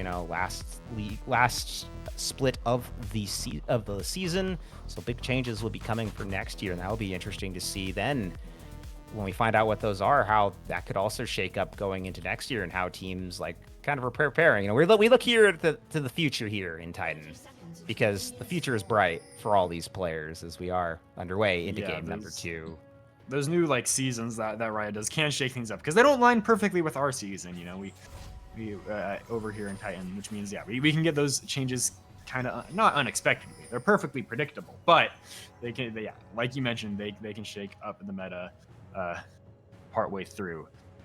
Plus, you know, the ever evolving flow of patches. I'm an Anivia player. I see Anivia is getting patched or getting buffed next patch. That's something I'm looking forward to. But we're seeing this game slightly different positioning from both teams. Syndicate made an early run towards the bot side, and XSV used that opportunity to drop some vision in Syndicate's top side. So they're going to see if Super Beans is starting on this blue buff or not. And they're going to get to guard their own. So I like here XSV taking control of the early vision. You see, 4 wards dropped already. Shouldn't be getting caught off guard by anything. If Volibear somehow gets a gank off in the early game here, I think that's going to be a real lapse in awareness from the side of XSV. As a little bit of trading going down in the mid lane. Ari trying to get that electrocute proc, but not getting it, I don't think. The auto W auto is such a potent trading tool at level 1 if you can get that down. Plus, it helps you dodge away from enemy skill shots, although Cass here is rocking E, and ooh, big fight in bot lane. Well, semi-big. Hook doesn't have that much follow-up yet. They got a lot of poke out. I mean, Poodle had to burn a health pot, and I think also so did Spaghetti. So no, Spaghetti did. Kaiser did. Yeah, Kaiser burnt the health pot. So still though, health for health. Ooh, the flash forward and the E looking. Hart gonna miss the Q though, but Spaghetti flashes into the slow. Kaiser also flashing forward, but I don't know if he's quite in range to be able to finish this off, and he's not gonna be able to. Does burn the ghost too. So 4 sums down from Syndicate, getting really aggressive in this bottom lane. I like the aggression, but the thresh hook, I think you got to just hold that a smidgen longer. At least try to get the Sivir flash, because Spaghetti goes for the unexpected pathing, and you know it's fair that you think Sivir's going to run towards their turret, but you can just hold the hook. The threat of the hook is sometimes scarier than the hook itself. Some heavy trading in the mid lane. If Cassiopeia is able to land that Noxious Burst, I think is the name there. That the all-in trade is very strong for her. Or Noxious Blast is the name. Yeah, her all-ins are very potent level 1, but Super Beans is gonna blow the flash from BKP. Gonna trade it, and I think Volibear likes that. You know, a flashless mid laner, he's gonna be hungry, looking to return to that lane. If he's playing with his head on straight. Speaking of looking for a lane, he's looking for this bottom lane, which is, again, without the flash of Spaghetti getting flayed, trying to run away, but has nowhere to go and will fall. The first blood gonna go the way of Kaiser. Super Beans resisting temptation, just running right by the 1 HP Sivir, not going to drop the Q onto her head. Lets the ADC pick up the kill. Still gets a little XP by just being there, but you know, the Jinx is a major win condition for Syndicate, so I think it makes a lot of sense to give her that kill. And get her accelerated in this early game. Gonna also be the cull, coming out for Sivir. So knowing that she needs to scale up, she needs to get to those 4 or 5 items to really hit that like I am the monster of late game phase. Is just trying to accelerate that a bit with the gold. Okay, I'm gonna see replay here, I believe, or. Oh no, we're back to live. Okay. I was like, we're jumping into the future. So Kalatron taking the first back there is going to be able to try to control the wave here as Cassiopeia is resetting. But if this reset gets stopped, that's really big for the Arias. Now the Cassiopeia is going to be late to lane, presumably miss some CS. It is a cannon wave coming though, so it's hard for Ari to crash this into the turret as fast as you'd like. Set. Bullying the Mundo up here, CZI. Off to a decent lead in the health department, but even in the CS, which is pretty happy for Mundo. In these hard lanes, if Mundo can just make it to his first item without hassle, he's pleased as punch. The most pleased punch. But as we are continuing now, Dragon has spawned. It is going to be a Cloud Dragon to start this out. So continuing the Cloud stacking. Could be in the books for XSVG if they can find a little bit of space. Up top. Yeah, he has level 6. Yeah, I think though he getting stops for the ward. Super Beans rather take that ward gold and It's going to give CZI a time to get out of there. Now, in the mid lane, Jarvan, they did see the volley top, so he's like, hey, I can go take this jungle, get a couple camps, everything will be good. Teleport coming through on the top side as well, so Mundo will have that. If a fight breaks out over this dragon, he could join his team. And that is though if he still has his passive and CZI doesn't just pull him out of it. And gold lead, despite the early kill, only a 300 gold difference. So it really is just some of that. It's just the kill. It's just the kill at this point. Yeah. These teams First are blood, only 300 gold now because of feats. They nerfed it a little bit. Fiesta Life is staying on this low HP. I don't know if he's waiting for an item, but I think he should have taken the opportunity to reset when CZI was taking the base himself. Because now he's kind of just forced to farm with cleavers. If CZI walks up in his face, this could be a kill. It could be. He hasn't popped the ult yet. It might have been what the bait was, but CZI doesn't even care. He flashed is the W and gets that punch straight into Fiesta. So kill on the board for him. Now Discrepancy looking for Kolachan, but not going to find him. And it's just a little greedy holding on to the TP and the flash. Ooh, Spell Shield from Spaghetti is nice down bot lane. Very hard to land that Thresh Q onto Sivir without other threat in the area. But Super Beans is walking into the Cassiopeia here. Yeah, BKP gonna get charmed up, gonna get stunned up. Got the ult down, but it will not be enough, and Super Beans will pick that kill up. And now Hart trying to clear some vision here in the tri-bush, but takes a little, not even really that much poke back. So that is the call for Syndicate to start up this dragon. They're gonna try again to get first dragon of the game with this Cloud, and this is feeling a lot like last game. Syndicate has a strong early game, but can they convert that into the mid game, which is where things started to go a little bit rough for them last time. Yeah, I mean, so far it's definitely looking good for Syndicate, and I don't think XSV has as much of a late game insurance policy as they did in game number 1. So if Syndicate can hold on to this lead, they should be in pretty good shape. Ahri still has ult. She didn't have to use it on BKP to get that kill because the flash was down, and the Cassiopeia was just resetting on top of a ward. So really just a free kill. Super Beans following through on that gank he did earlier. Exactly what you need to do to take advantage of the enemy summoner spells being down. And the grubs just spawning now. We see that Poodle has rotated up to this area. Heart is also moving, but it's the first move from XSV, which means they're likely going to get at least one of these grubs, probably 2, maybe even all 3. It doesn't even look like Syndicate's really trying to stop these. They're happy to just get that first one, but here comes the Jinx ult. Yeah, Jinx ult gonna... I think it just went wide, or maybe it might have hit BKP. I didn't see it land in the pit in that picture-in-picture anyway. But yeah, so it's an early objective trade. I think Syndicate's reasonably happy with that. If they get their bot lane ahead and are able to consistently play for these dragons, that's a pretty nice win condition. I don't think that there's like an absurd amount of split push threat on XSV to take advantage of these grubs. I mean, Set can certainly threaten the Mundo, but as the game goes on, I don't think it's like the easiest win condition for them to play through.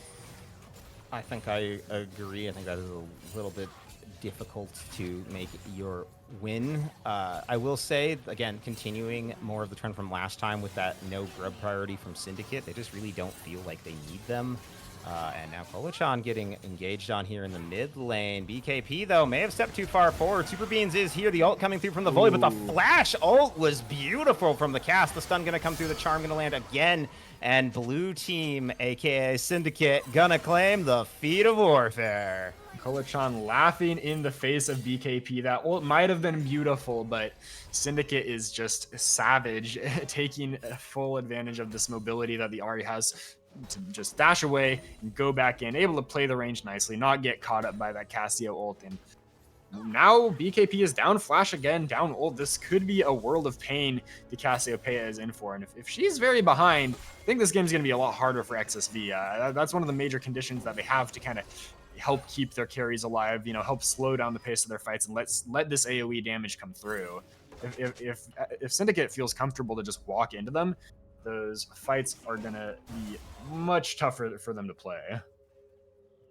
Yeah, but you have to remember, though, this cast is building nothing but scaling. Like, there's a Rod of Ages already getting set up there. There's the tier. So this is not some, a mid... Actually, we're going to have to wait on that Spaghetti getting engaged on now by Super Beans. Forced to use the ultimate. The stun coming through. The flash as well. Super Beans on the run, trying to dodge. Does get away from the Jinx W, and that will allow him to escape. So did burn the ult, but, I mean, it's got a fairly low cooldown, I believe. Though did burn 2 summoners, and...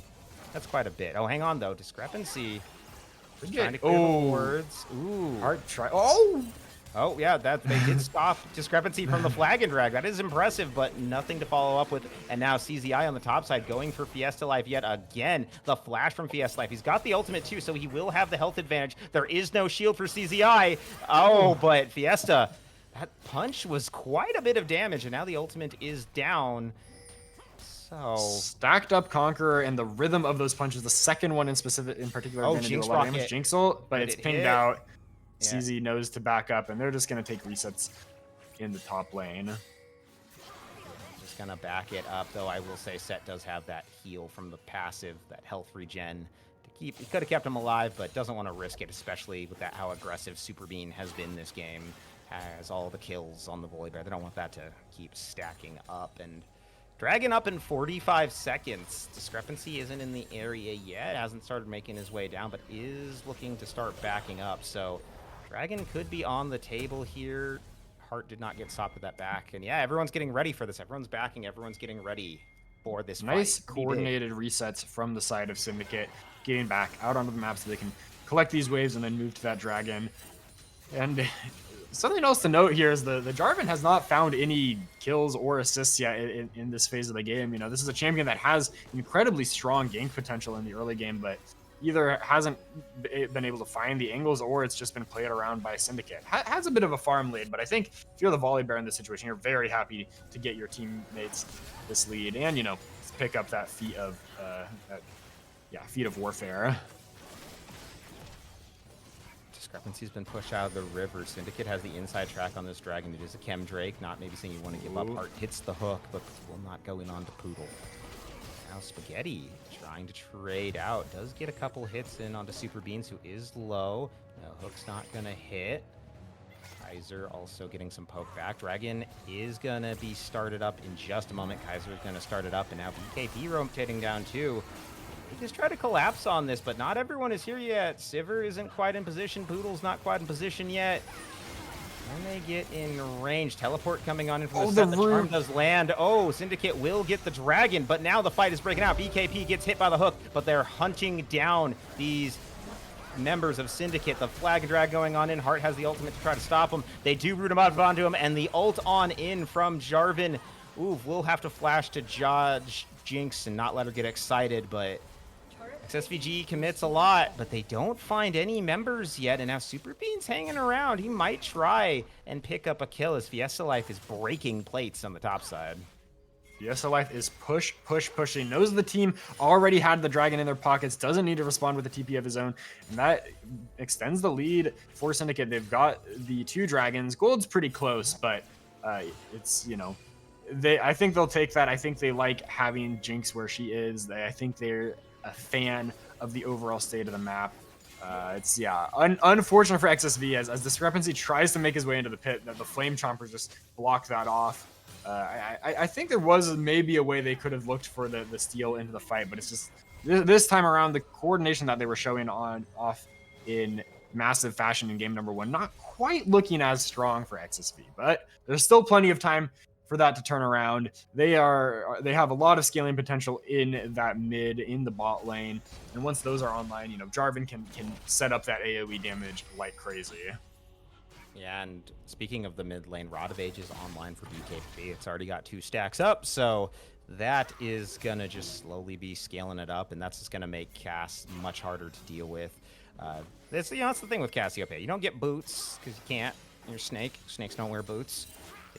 You make good boots though, but you know, you struggle with that early game to make up for it with that so ever powerful late game. You are basically the AP version of an AD hyper carry, and Kaiser gonna get rooted up here in the bush, take a good amount of chunk damage there too. Poodle looking very poochy there with that. once Poodle has that Leandry's completed. Oh wait, no, it's not. Yeah, once Poodle has the Leandry's, the Cyber's gonna be more of a threat. There's a fight here again. Yeah, fight breaking out. Discrepancy getting every piece of CEC in the kitchen sink thrown at him and will go down. Herald is gonna reset though, so that is starting back up. Set is around. Cass also took a trade in the bottom. Oh, Hart, you're right. Did land that hook onto Poodle, but is kind of losing out in the trade overall. Does get ignited and had to burn the ult. Spaghetti doesn't even want to hang out there. Just like, just let him have Herald. It's fine. TP coming in on the bottom side. BKP trying to stop Fiesta Life from continuing to stack up. And CZI is just on the top side, just casually farming. But look at the top lane CS now. Mundo was at a reasonable deficit in the early game and is now up 25 CS over the set. Pretty happy with that state of affairs, and into the Cassiopeia is able to just kind of shrug off a lot of this poke.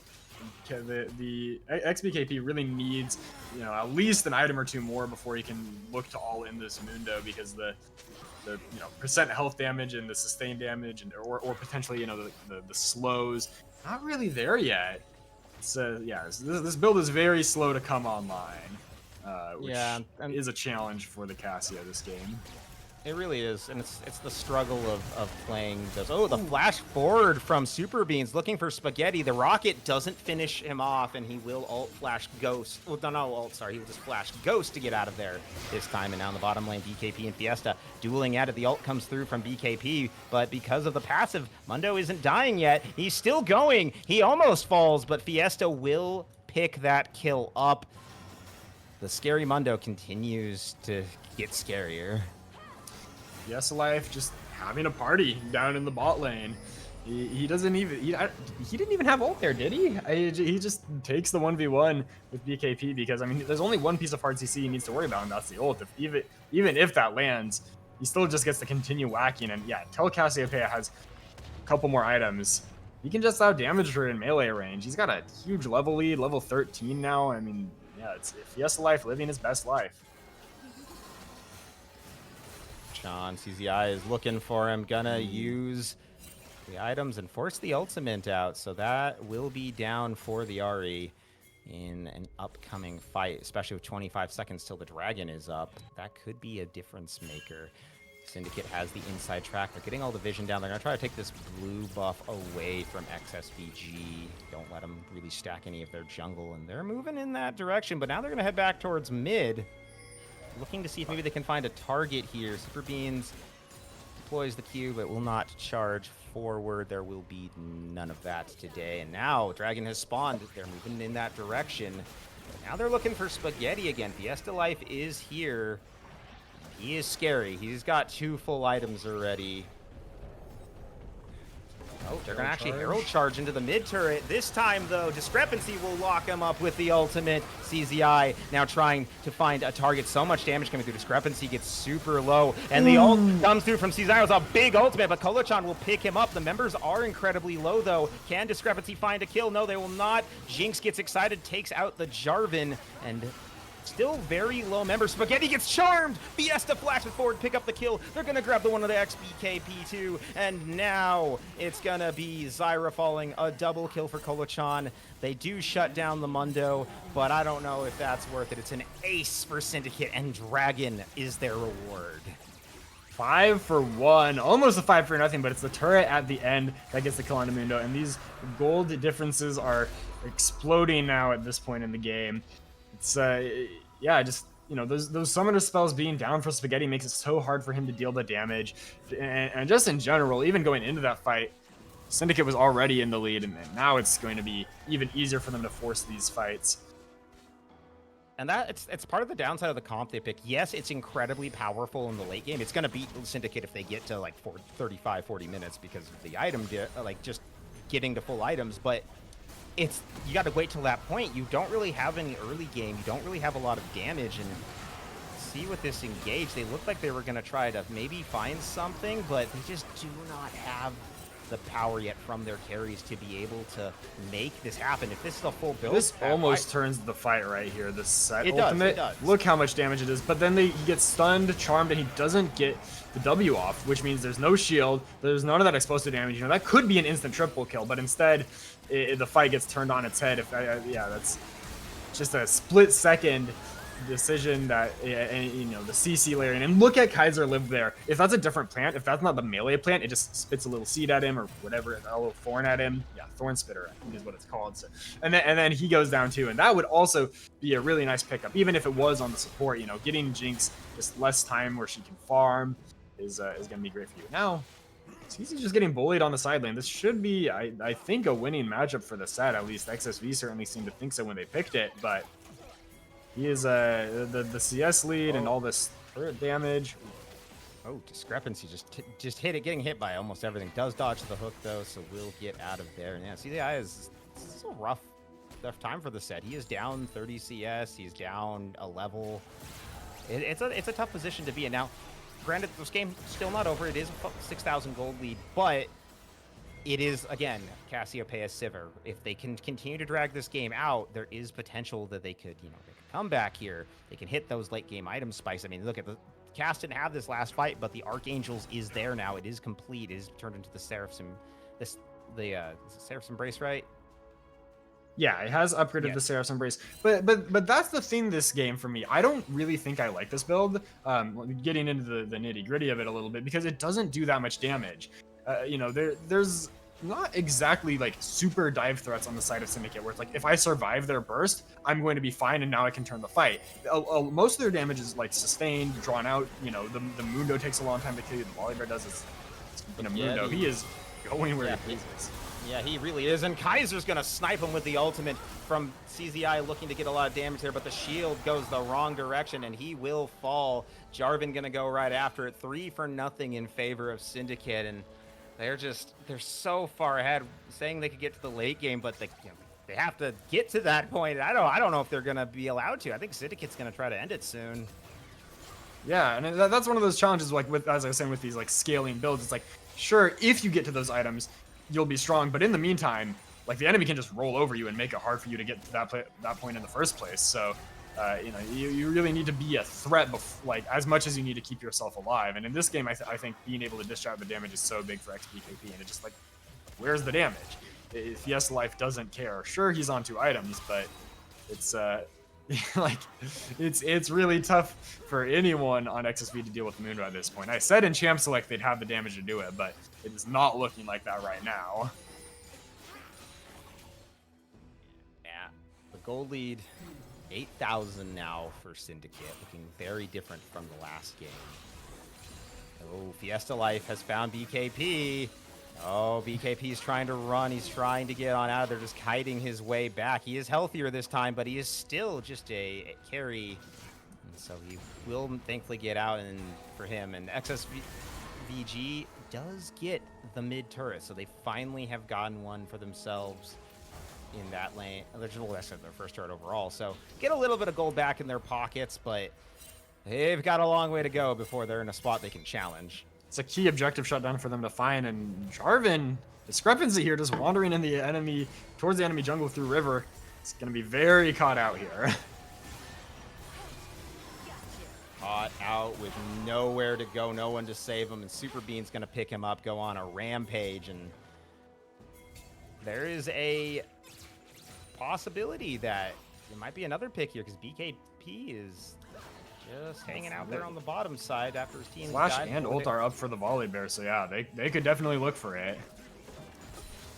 Like they're just waiting. Dragon has spawned. They don't want to get too risky. They do have that huge lead, but you know, get a little too risky, get some shutdowns back over. It could be that acceleration that XSVG needs. They are going to start up this Dragon. Members have come on through. Cass has been found. BKP looking to see if he can get onto Kaiser. Spaghetti going forward as well, and they will get the shutdown. It will go the way of the Cassiopeia. Now they're going to try to get Heart. Heart getting shut down too by BKP. Oh, they might get this Dragon, but they also might need to back off here. Super Bean's trying to rush it down real quick. Will pick it up, and now Kolachan going back around finds Spaghetti, and now they're looking for BKP, who will get torn apart. Double kill going the way of Kolachan. Everyone else from XSVG is trying to run for the hills. Poodle on the run, but is gonna get taken down. Super Beans goes unstoppable. Discrepancy and CZI get out, but they find an opportunity. They get 2 kills, but they push too far forward, and it costs them 3 members and the Dragon Soul. I'm surprised they get those kills at all. I mean, it's good target focus in a sense from BKP and Spaghetti to find Kaiser. That is a big kill, but I feel like that should have just been a free dragon, uncontested for Syndicate. Instead, they have multiple members, just kind of screwing around in the enemy jungle, and that's what gives XSV the opportunity to look for that.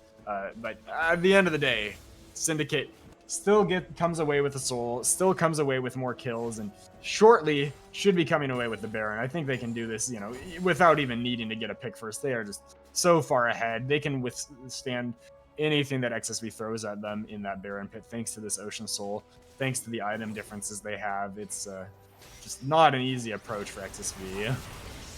Discrepancy's been caught again. Hart drops the ultimate. Kaiser going forward, will drop the rocket and will pick that up. Discrepancy goes down, and with no jungler, like you said, 3 of them can easily take this Baron. Fiesta Life just doing what he pleases, just walking forward. There's 3 members there, and he doesn't even care. He's just trying to fight CZI now. Gonna pop the... Oh, the ultimate's not up yet. Maybe may have bitten off more than he can chew. Spaghetti is trying to jewel back at him. Oh, but hang on, he's turned the tables on Spaghetti and CZI. They're going forward. The ultimate from the set will actually get Mundo to safety. Oh no, Fiesta Life will live thanks to the flash. CZI also had flashed in that, so a lot of tools are down, and while they were doing that, Baron got taken. Syndicate has now grabbed the inhibitor turret and the inhibitor in mid lane. They might be looking for more on this bottom side too. This could be the game. If they stick around, they might not. Fiesta Life is at full health, had teleported back, and now they're trying to push into this inhibitor turret on the bottom side here. His XSVG, can they make a stand here? Can they do anything? Or are they just going to have to let it go? The charm does land on the CZI. He's going to try to grab Fiesta Life. Gets the haymaker onto him, but... Ooh, the damage from Kaiser is just absurd. Look how many members are already low health. Kolachan going to land the charm onto CZI, and he will be grabbed, and the hook from Hart will land at the BKP as well. He will fall. Fiesta Life going to pick that kill up. The inhibitor will fall. It's just 3 members against the incredibly powerful Baron-powered Syndicate. Can they get onto him? The ult coming out from the Zyra will not be enough. Discrepancy will fall. Spaghetti will fall, and the Nexus will fall, and Syndicate is gonna take us to a game number 3. Syndicate Shadow striking back in game number 2, and I was thinking this would be another close one. The drafts felt very evenly matched to me off the bat, but it's Syndicate just with utter domination across the board. At the end of the game there, it looked kind of like they were just fighting minions almost. I mean, Fiesta Life taking basically no damage. The little damage he does take, he just sustains back up without Warmogs and that Ocean Soul, and so he's that felt a little bit like the Mundo show, but really it was the Syndicate show as a whole. I mean, Kaiser just resetting off of the turrets and getting to destroy the base. Polatron finding pick after pick with the charms and super beans, while his team was getting a pick in the enemy jungle, was just soloing the Baron. I don't even think they needed the rest of the team. He would have eventually gotten that. Did it help to have the team there? Yes, but he was strong enough at that point that I think he could just solo that objective. So at that point in the game, Syndicate can just have their cake and their pie and their brownies and eat it too. I don't know. They can have it all. It's but we've still got game 3 coming up, and we've seen that XSV, as in game number 1, can pull out very solid coordinated plays. Despite the domination we saw in this game, I am still predicting a very close finish to the series. Yeah, I think it will be very close, and I gotta call out that this is like the early game was very similar, but Syndicate cleaned it up. They cleaned up the mid game, they cleaned up the late game, and XSVG, if they want to win this and this game number 3, I really think they need to clean up the early game a bit. They're giving away a little bit too much, and while in game 1 they managed to come back, game 2 showed if you let this lead happen and you don't get those comeback opportunities, the enemy is just going to snowball out of control. So I need to see the team clean up their plays a bit, just get back on that coordination we saw in game number 1. But can they do it? Can they manage to secure the game after this loss, make the mental comeback, or will Syndicate make the upset start just with the first game of the season? Don't go anywhere. We'll be right back to answer that right after this short break.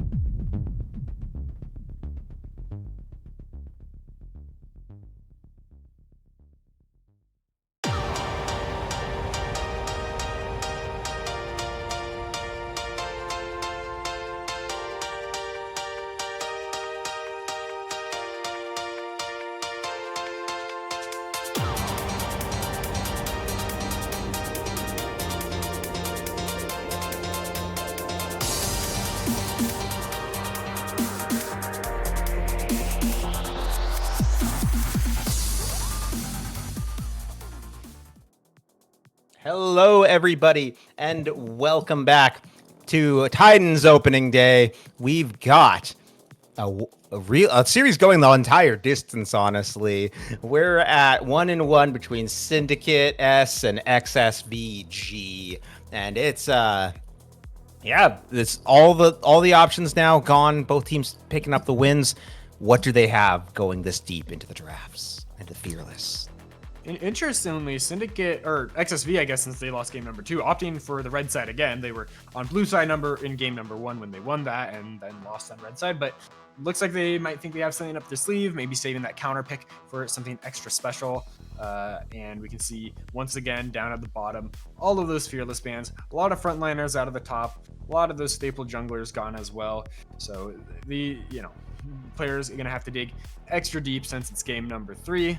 And this time around, we've got Syndra and Urgot banned. I think those are new to the draft from what we've seen. So, yeah, I'm interested to see what is picked up here. I'm expecting to see maybe some more kind of mobile ADCs like the Lucian or the Tristana, maybe the Corki, something kind of like that. Because I know the ADCs like playing some of these picks, like Kai'Sa, Lucian, Morgana, probably in the jungle, but it's actually a pretty strong mid laner pick too right now. So giving some options for flexibility in the XSV draft. I think, that pick's super underrated. And a way to pair with it. So a lot of DOT mages. Gonna make it really hard for Trundle to get on top of you. He's very short ranged. But he can still, if he plays things right, use that pillar just as a zone control ability to set up other champions on his team. Now Syndicate Shadow is going to pick up the Aphelios. I'm not sure if I like that as much into these picks. He's very reliant on being able to auto attack, and both of these champions have lethal skill shots that can ruin your day if you try to get close to them. But the Mel, that's an all right one. She's got a little bit more range. I think combos really nicely with the Trundle pillar, and has some high impact abilities she can reflect, like the Morgana binding.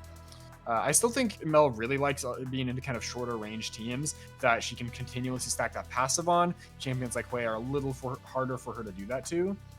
But that Xayah might be an easy one for her to poke out. Yeah, and Morgana, Xayah, not a combo I see so much, but I think it could be good. That is Morgana support, could be Morgana jungle as well. Is a role that they can pick some more support bands. Looks like Syndicate does not believe that is a support Morgana themselves. They are banning out the Leona. Yeah, these days I haven't seen Morgana in support very much, unless it's specifically a counter to a champion like a Blitzcrank or something, or a Thresh, and anyone that's got a hook. But otherwise, she's got a super fast jungle clear, and it's going to be an Alistar paired with her.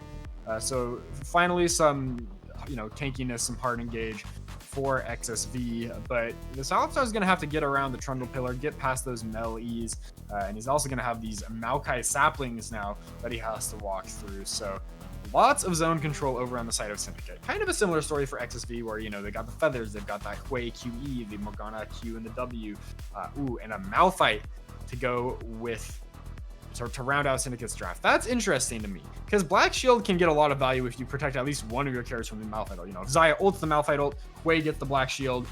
It's a lot harder for Syndicate to get value out of that champion. And it's not like XSV has a full AD team either. They've got 3 AP champions now that Mordekaiser's locked in. And I think Mordekaiser should be able to punish that Malphite pick really hard. So this time around, there's still things that I don't know if I'm like the hugest fan of, but at least in like that top matchup, I think the Mordekaiser is going to be a massive pick for XSV. I do too. I think CZI should have a pretty easy time with that. Like, if I'm Malphite, I'm just kind of crying. I'm like, why Mordekaiser? It's not a fun champion to play at when you're a melee range champion. Overall, I like both comps. I think Syndicate's is easier to maneuver, and it's just so beefy. But XSVG has a lot of tools to kind of dodge out from it. The Trundle, not very valuable in this game. Like, a lot of the tankiness from XSVG comes from shields, just flat damage reduction, or like black, I guess that's also a shield, and black shield, or just dodge ability. So not getting really high value out of the ultimate, but that might have been the goal. Sacrifice your jungles like ult for the fact that the enemy team will not pick a lot of heavy beef, like that, like armored MR tankiness, which will be good for Mel and Aphelios, but also, I mean, Morgana can really nullify a lot of the engage potential from Syndicate.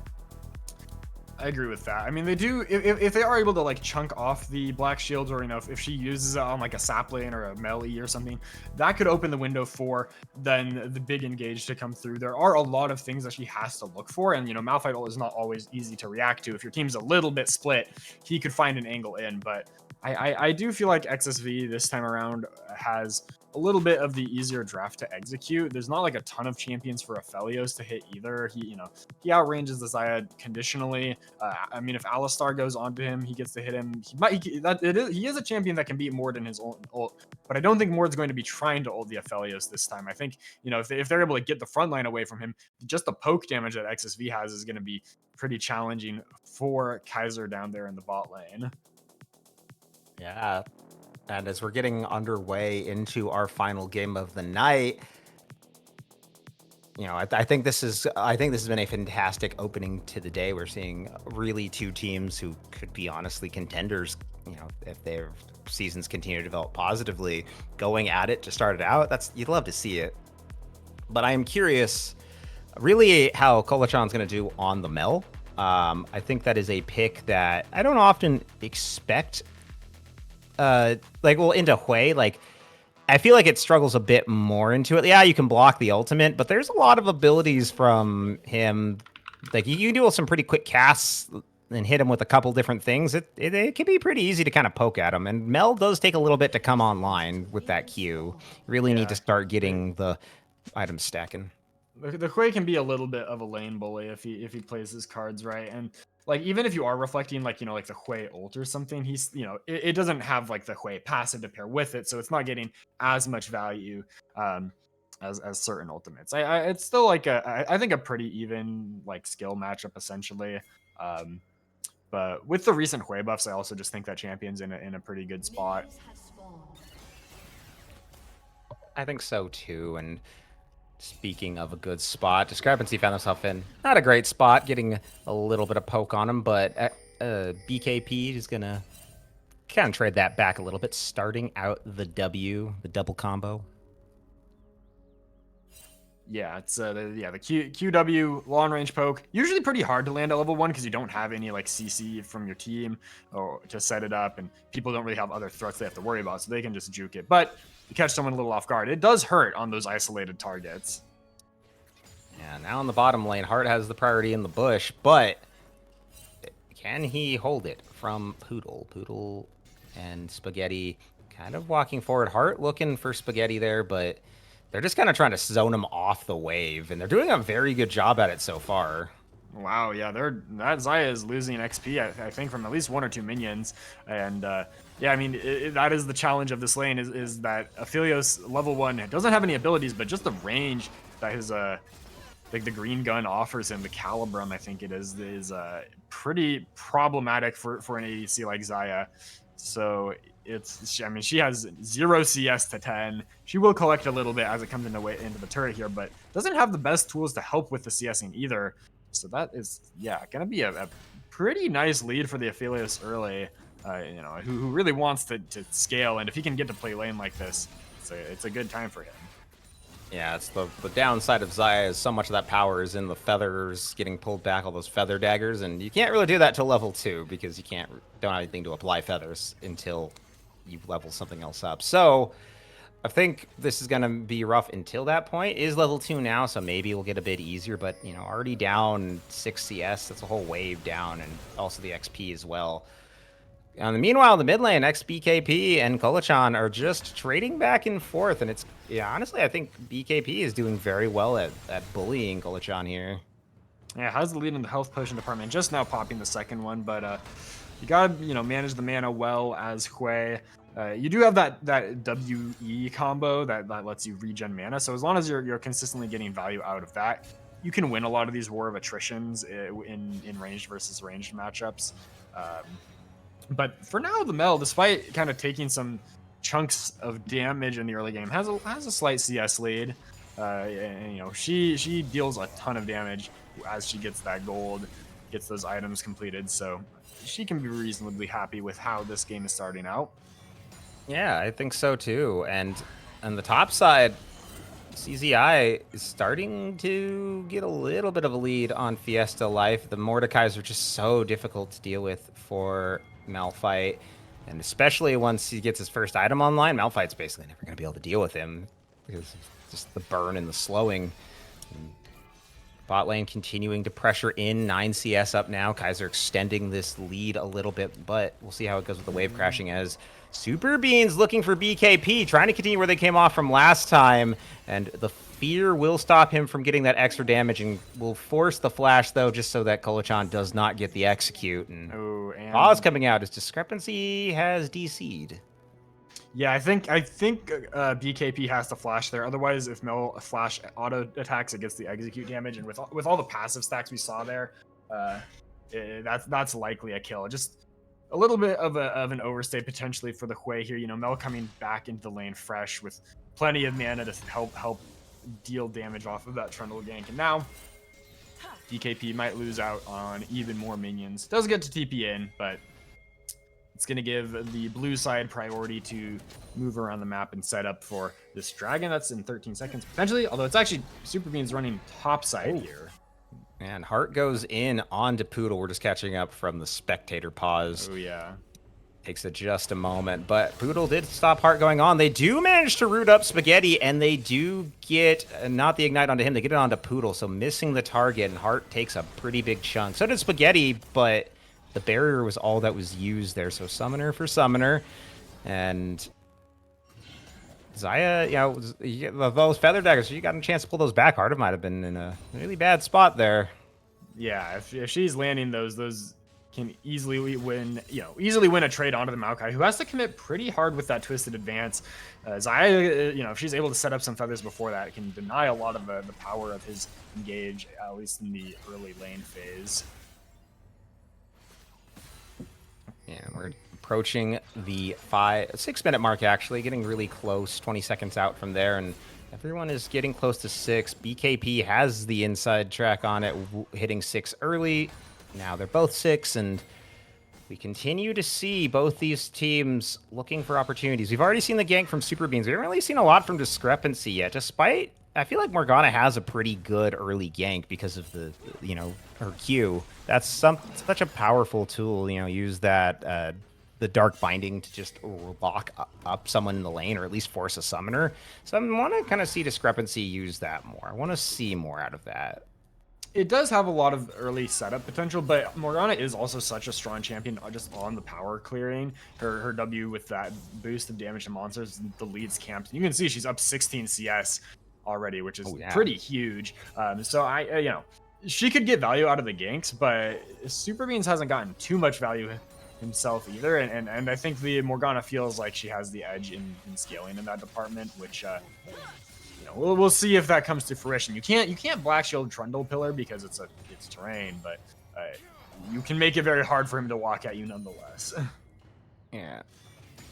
And on the top side, CZI and Fiesta Life continuing at it. Fiesta Life I actually feel is doing very well. I kind of thought he'd be down more in CS, but CZI has not been really able to exert his will yet. Though I will note, Fiesta Life has back several times, has already gone to back a bit, and CZI has not. CZI is still just on that door and shield, so I'll be curious to see what he gets when he comes back, and that could be the big difference.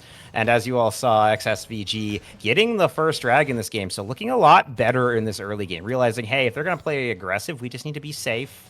We don't need to let them get away with anything, and as long as they aren't getting the kills, we just wait till the mid game, and then we can do something. And I like this. I like to see the team learning from the mistakes they had in the past, though. Yeah, maybe not too much, as Fiesta Life going in on a Discrepancy, the flash out, and now the Trundle, Super Bean flashing forward as well, and Discrepancy, I don't know if you want to go back in there, buddy, but Hui is here, BKP looking to help out his jungler. They're going to lose the red buff, but also very low. The healing, though, from the passive should help. I don't think they didn't actually lose it in the end. The rest of Syndicate has to back off there as they were getting collapsed on by the Mordekaiser, and even though Malphite burns ult, Discrepancy with the ult on his own is able to get out. Yeah. Ooh. Spaghetti looking for Kolachan is forced to flash, so should not be in this fight in any capacity. Doesn't have the teleport, and that's the call for XSVG to go get these grubs. One went the way of Syndicate, so they at least get the bonus XP for Super Beans from the jungle item stack, but the objective is going to go the way of XSVG, and now they're 1 point away from getting the objective feat done. Hart, ooh, that was a good dodge. Yeah, Twisted Advance using the little moment of invulnerability to dodge the Q from the Quay. It is just a little poke, so, you know, might be regretting not having that here as Kolachan's showing up. But yeah, XSV off to a nice lead in the objective department, despite, you know, their bot lane getting kind of bullied in the early game. We saw how rough it was looking with the level 1 poke that Kaiser was able to get down just with the range advantage, but that's slightly stabilized. It's still about a 20 CS lead for the Aphelios, but you know, getting those neutral objectives is going to help stabilize XSV going into the mid game, and if they're able to get those feats, is going to be massive for them as well. Yeah, now CZI did get to back, so did buy the Giant's Belt, did buy the Blasting Wand, so has more damage now and might be able to exert more will over Fiesta Life. He has a little bit of MR, but I mean, it's Malphite. You know, eventually he's got to get some armor on him if he wants to get some of that more scaling coming out. And now CZI gonna hit him with the passive. Oh, there we go. Sorry. We froze up for a moment, but BKP is also freezing in the flash in the wrong direction. His brain froze a little bit there, and first blood's gonna go the way of Kolachan. I think he was trying to do, you know, throw out the QE and then flash away, but sometimes when your mouse goes to throw that ability, your brain is faster than your fingers or something like that. And yeah, we see it there. BKP should have had an easy out, but goes down to the gank. And that's first blood at 10 minutes into the game. Yeah, it's gone a lot longer. This is the longest we've gone in a game before that comes through. BKP teleporting on in. And now Discrepancy is going to look for Kolachan here with BKP. They're looking. Kolachan getting pulled back. Going to get the route to kind of block that route back into it. And they're just going to continue this hunt. They are getting low. They need to be careful that they don't just get executed here. Is Kolachan looking to wait the time until the execute comes through. Discrepancy is here to drop the pool, get that little bit of extra damage, and there you go. Discrepancy is going to pick that kill up, but Kolachan bought a lot of time in the mid lane, so there are some XP has been lost, and now Spaghetti getting engaged on here by the Twisted Advance coming out. Going forward, here comes Nature's Grasp as well. The Kaiser with the ult. Here comes Zayas as well, and they root hard under the turret. Spaghetti going to pick that kill up pretty cleanly. And yeah, Syndicate trying to be aggressive around the map, but it is backfiring a bit on them. Yeah, I mean, that's the challenge of being aggressive on the Maokai and Zaya. You know, she sees you coming with the Twisted Advance. If she throws the Qs and just like, even if she just autos a minion, she can start laying those feathers down in anticipation. But really, it's the flash from Heart at the end, putting himself into range of the turret to look for, I think, a Q plus Ignite to finish off the kill that seals the deal and ends up giving a kill over to Spaghetti, who is now on one completed item. Pretty even with this Aphelios. You know, despite the CS deficit, yeah, that kill is making things a little closer than they probably should be. And actually, Hart might be in trouble again. Yeah, he might be again. Gonna get locked up. The Twisted Advance just really gave him a moment of time. Oh, they're locking up Spaghetti though, so they might look for him. Doesn't have the ultimate here, so Poodle gonna try to buy some space. May sacrifice his life, but oh, there he goes. Maokai will fall. So the Feat of Warfare will go the way of XSVG. They trade support for support overall, but now a teleport coming in to the bottom lane. Fiesta Life is here. They want this dragon. They do not want them to get both two feats right off the back of each other. So they're going to try to lock this up, get their first stack in that direction going. But because he teleported all the way down here, Mordekaiser is getting free hits on this turret. CZI trying to stack up. They're forcing Mel to come up here. Kolachan forced to use the TP because Fiesta Life came down. And now the lane assignments might be a little off. Oh. CZI. Oh, wait. Did he? What did he block? I don't know if he blocked anything after all. The timing wasn't quite there. And Mel ultimate goes right into that shield from the Mordekaiser too.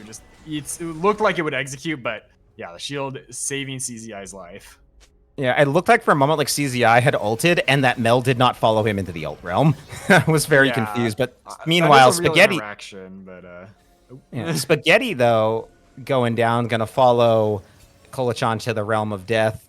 Thanks to a good play from Kaiser. Was very strong in that 1v1, and the game continues on. The gold lead dead even yet again. These teams are just so well matched for each other, but it might go a bit. Super Bean ulting onto BKP. Here comes the Nature's Grasp from Heart. Wow. Doesn't even need it though. Super Bean gets the solo kill. That Sheen proc chomp dealing so much damage, especially because BKP was under the effect of that subjugate. So his HP bar goes bye-bye, and you can't be using your E on the wave that far up in lane when you're Hwei. You got no flash, you don't have vision of the enemy jungler, and it just comes back to bite BKP. Quite literally there, as he gets gobbled up by Trundle. Sitting at 2-0-1, should be completing the Triforce soon, I believe, and yeah, that item spike.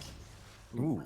Spaghetti with a very nice Feather Storm there just to ensure that Heart can't get the engage onto him, and now Fiesta Life and CZI going at it again. I don't think Fiesta Life can take him anymore, though. Oh, not at all. CZI has so much damage, and he's just going to pop that shield for the quick heal in a moment. Spaghetti trying to pull the Feather Daggers back on in and trying to trade back at Heart, but is kind of alone right now. Poodle is roaming around trying to gain vision control around the map, not really allow Super Beans to get these ganks on the top side that keep happening around mid. And there is nothing up yet. Herald Herald hasn't been taken or spawned yet. Yeah, Herald is just about to spawn. Okay, and, the timers. Yeah. Visual timers are looking a little off. I think just the number of objectives in the game, the UI isn't quite ready for it. It's a challenge of the newest season, I guess. But yeah, Herald has just spawned, and XSV is on it from the moment it's there. They have this Morgana who does a lot of damage, but there's a lot of members of Syndicate moving up. Now BKP trying to stall out with that zone control. You can see how much damage Super Beans takes walking through that fissure. Kaiser feels how much confident damage playing up. Yeah. Oh, Heart going on in with a quick flash twisted advance. They're looking for an opportunity. Poodle, though, buying space. Discrepancy going to pick up that first kill. Poodle manages to live so far. The Black Shield might save Discrepancy, but no, he will fall. The Mellow will help Kaiser and Kolachan pick up a kill. So 1 for 2 right now in favor of Syndicate. They do have the inside track on this Herald. There is no jungler for the side of XSVG, and I think they're just going to give this up. They don't want to risk giving too much gold away. As Syndicate, they've built up a gold lead. They're up 2,000 gold now. Yeah, some highly impactful kills coming through there, securing them yet another neutral objective, which means... Oh, okay. Kolachan is just dead here, I think. Finds some space, though, and has flash up. Oh. Yeah, it's just a matter of time. We're just waiting for the cooldowns. He does it a little too early. He did. I think he flashed while he was still in the death realm, which means he goes right up against the barrier. If he has a split second longer to live and is able to flash away, I actually think he might get out with the help of Fiesta Life, because there's no flash to follow from the Mordekaiser, and the Q on Malphite gives a pretty sizable slow. But yeah, it's a nice little freebie picked up by CZ on the back end of that play to just close the gold gap a little bit. Yeah, and he's been looking pretty solid this game. 2-0 on the Mordekaiser, just quietly trying to scale up. I mean, if Mordekaiser hits the late game, that's a scary place to be, especially when he gets that Rift Maker online and the Leanders could just burn everyone to a crisp. But the game is closing in, still a gold lead for the side of Syndicate, as they are just trying to clear up some gold around the map, some leftover gold from minions and jungle camps, and getting ready with 20 seconds to go until this dragon. Whoever takes this is gonna get the feat. This is, the feat for the objectives went the way of Syndicate after they got that bot turret. Now if they manage to claim this dragon, that should lock it in for them between the Herald and the other dragon they got previously. Herald now dropped mid-speak of the devil. They're going to try to charge it into the turret, but will it work this time? We saw how this went last time, and Poodle going right on into Super Bean, headbutts him back under the turret, which didn't get killed by the Herald, so Super Bean might fall here. He will not. He will flash and just barely get out with his life. The ultimate saving him a little bit as well. Now Kolachan rooting up Discrepancy here, trying to get those stacks going.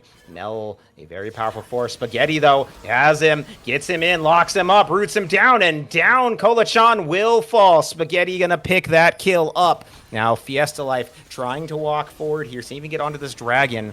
They don't want to give it up, but Trundle isn't in position yet. Doesn't have flash either, so may not be able to get in. Syndicate will grab that mid turret thanks to Fiesta Life and the minions, but the Dragon will go the way of XSVG. The Feats will go their way for the enhanced boots. And I'd say they came out ahead overall. Yeah, definitely. It's a bit of a puzzling ride in the Herald when there's so much CC on the other side. They can just set up those feathers, line themselves up for the Morgana binding, and there's not really anyone that can bail Super Beans out of that situation. I mean, he does live, but comes at the cost of his flash and a dry. Oh, wow, that is a wombo combo discrepancy, getting bounced housed around. Forced to go golden to try to get on out of there, dropping the ultimate to get a little bit of extra health. The root, though, from Spaghetti going to land onto Fiesta Life. 3 ultimates between Kaiser, Fiesta Life. Oh, no, sorry, 2. Just 2 burns. Super Beans is almost off cooldown. But yeah, the Malphite ult and Kaiser's ultimate were huge, but they don't pick up a kill off it. Yeah, quick thinking on that Seeker's arm guard from discrepancy keeps himself alive, and then the healing from that passive when he gets those spells off is huge. Poodle buying a little bit of extra space as well, and it feels like a miracle that XSV makes it out of that situation when the wombo combo looked really good, but damage is just not quite there yet on the side of Syndicate. Still, they're showing they can fight back in this game. Yeah, I mean, really, they have the gold lead, but based on the last play, you would think they're a lot more down than they are. I feel like the fight around the mid lane and that dragon looking kind of sketchy. Yeah, speaking of sketchy, CZI looking to be in a kind of a sketchy spot here. Doesn't have the ult, doesn't have a flash to get on out. It's just getting slowed down and run down, but CZI doesn't trust that someone might not be around here. Now, it's a good sense. Super Beans is in the area. The Thornbound Atacon has spawned on the bottom side, though. So if he does come up, that might be the call for XSVG to go for that objective. Though Trundle has backed, and he is heading in that direction. So can CZI even stop Fiesta Life from teleporting on in? Fiesta Life trying to find some space. Uses the Malphite ult, though, and the flash forward from CZI to dunk on him. And CZI goes on a killing spree. And this is what the matchup should really look like. Once it gets to this phase of the game, Mordekaiser just hard wins pretty much any trade. In the early game, Malphite can win those short trades. He can throw the Q, WE, just get out of there. You know, play to poke and run away. But at this point, there is no running. The Mordekaiser has the Rylai's Crystal Scepter for those perma slows. So if you ever get in range, it's going to be a bad time. And the Q damage from Malphite doesn't really stick on that champion either. And so Otacon has shown up bot. Neither no one team started really it yet, committing though. hard to it, but we're seeing the vision getting dropped in the area. XSV has a lot around that bot river. Syndicate gonna try to retake that, I think. Actually, Super Beans thinking about going for BKP, but calls it off, just takes out the ward. Those wards in those tri-bushes are so important for this, because if you don't have vision there, it's pretty easy for the enemy jungler to just flash in and look for a smite. Or, you know, if the enemy team has a major engage tool like the Malphite, you might get caught by one of those. So keeping control over your own side, and if you somehow are able to also deny the enemy's tri-bush, that is really what you want if you're going to look for this Otacon. But for now, both teams kind of farming it out and going to play for that another day.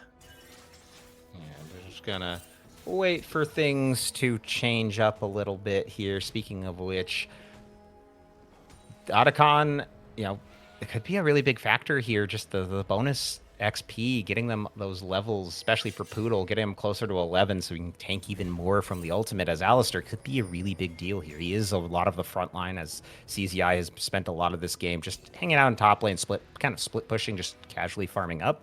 So until he can join them, Poodle is that factor. If they can get that Otacon, get him an extra level, get him closer to 11, that might be a good source, but no one really prioritizing it. It's not like, you know, they have any hyper scaling champions this game, at least compared to the last couple games. So I think they're okay with just letting it sit right now, especially with how much damage it can do. Though Syndicate looking to build an inside track maybe on it. No, they're just hiding a death bush. Yeah, Syndicate with the first positioning around the river, it's going to have easier time on the setup right now, but they have to be careful about dropping these mid waves because Spaghetti is just looking to push up, threaten that turret, but he has to watch out for Fiesta Life. That Malphite can just walk at you and zone you out pretty much anywhere. So Syndicate still maintaining control of the river, catching the wave, and we're going to go back to this dance. Cosmic Yeah. Drive, or sorry, not Horizon Focus on Mel completed now, able to help secure vision, mark those threats more easily as, just as XSV is walking in to potentially game-deciding fight, we have a pause come through. Yeah, and Mordekaiser is here. He does have the Riftmaker. He does have the Rylai's. Though this is the power spike for Mordekaiser. If I'm of the members of Syndicate, I'm sweating. You don't focus Hui here. You don't focus Zaya. You need to kill that Mordekaiser, because if he gets on anybody on your team, they're just dead. I don't know if there's a member on, maybe Super Beans is the only target that could at this point get away from Mordekaiser, like can outdo a Mordekaiser because of the Spirit Visage and the Triforce. But if he gets Mel, he gets Aphelios, he even takes Malphite, like they're dead. They will die in the Shadow Realm. So I feel like that, like they need to really prioritize that. They've lately let him just kind of get out of control in terms of just getting to free farm and stat kills. But with the direction they're going in this, I think they're going to try to flank around, and the pause is undone. So we're going to see what they're looking for here. The Dark Binding going to go wide, though, as Fiesta Life finds BKP, but the Malphite isn't there yet. He hasn't even got into the fight, so Discrepancy will pick up Fiesta Life. Now Malphite gets on in, but Heart is just kind of separated from everyone. Oh, we do have a moment of stun just to look at the beauty of Trundle exploding, because he's about to die. Golachan is probably also not long for this world. I think he's been brought into the Shadow Realm.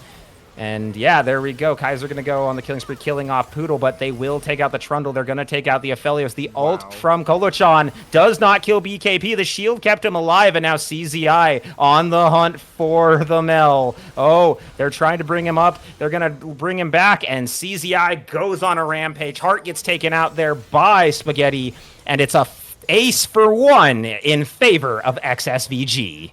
Syndicate once again looking a little antsy on the Malphite ult, I think. He finds two, but it's not enough for them to win the team fight off of it. And just in those extended trades, the positioning isn't really there from Syndicate. We see Kaiser getting too close to the enemy threats. CZ somehow finding the Mel isolated in the fight and able to just capture her in the Death Realm and eventually lead to her death. But actually, XSV has to pull off of this Otacon. The health bars are low, and they don't think they have the damage to do it with Syndicate's respawns coming in. They're only able to get the Dragon, which means if they don't get these resets off fast, Syndicate could take a look at this Otacon themselves. It looks like they're just going to be collecting the waves around the map, though, so no objective started yet. Yeah, nothing to start up. They weren't able to get that Otacon, and they did get the Dragon, so they at least got that. And that puts them on Soul Point as Baron is spawning. And yeah, they might. It's just Fiesta down here. No one else can contest. They already see Mel up on the top side, but they might be worried if they go for that Baron will be the target. And that's something you really, really do not want to give over to the side of Syndicate. Oh, they are starting it up, though. They don't even need to wait for the Otacon. XSVG doesn't have any idea this is going on.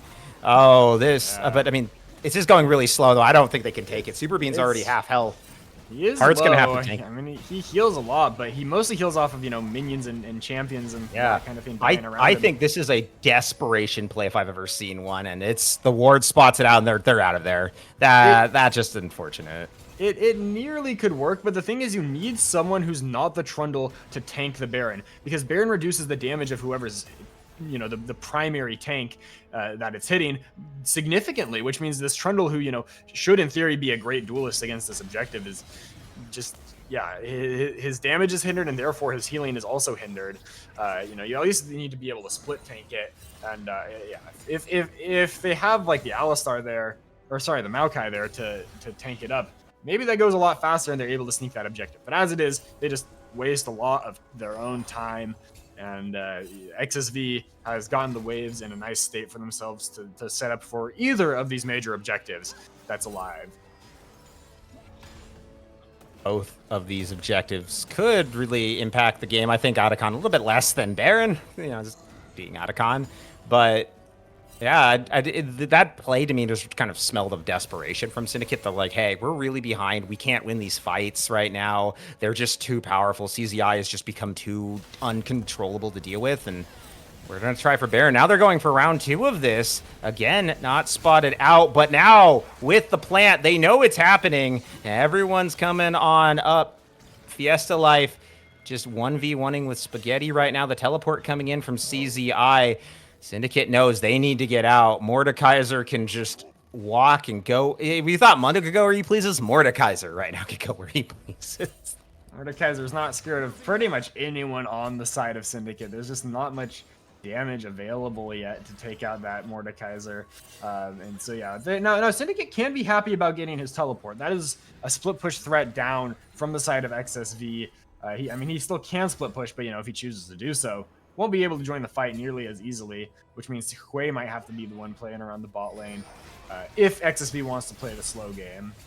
As it is, though, I think still spending so much time in the river. What were you going to say? Yeah, there? And their gold lead is separate. Sorry, on that one, I just wanted to point out the gold lead has expanded since they've started that. They're just losing out on so much gold.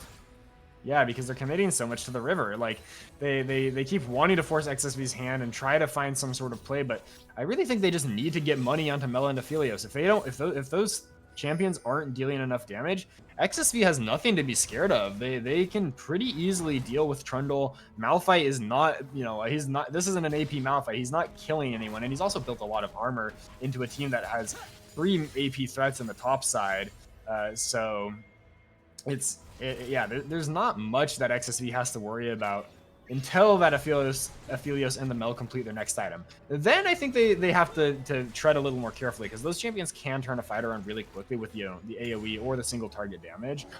But right now, I would like to see XSV honestly push their lead a little bit more. If they aren't able to grab one of these objectives, and Syndicate is able to maintain a relatively even status quo, even if they go down a little bit in the gold, considering how behind it feels like they are, I don't think it should be that much bigger. Yeah. Oh, Poodle flashing in looking for Kaiser, but it's going to be the flash from Kaiser to get on out. But that is now a summoner down for the Aphelios. And Dragon coming up in 3 seconds. This would be Soul for the side of XSVG. Syndicate's threatening the Baron if they go over there, but I think Morgana can take it by herself. The TP coming in from Kolachan, who is not in position with the team currently. But if they get this Soul, the 4v5 might be able to be taken. CZI is up here exerting his will. The jungler. Yeah, he does indeed. They're trying to get on forward. The Baron gonna go on in, but Fiesta finds a big ult. Spaghetti was trying to get the Featherstorm out, but will fall in the process. CZI stuck in the pit with Heart of all people, but he will pick up that kill, go unstoppable. The Dragon does go the way of XSVG, so this 4v5 is a 1-for-1 right now.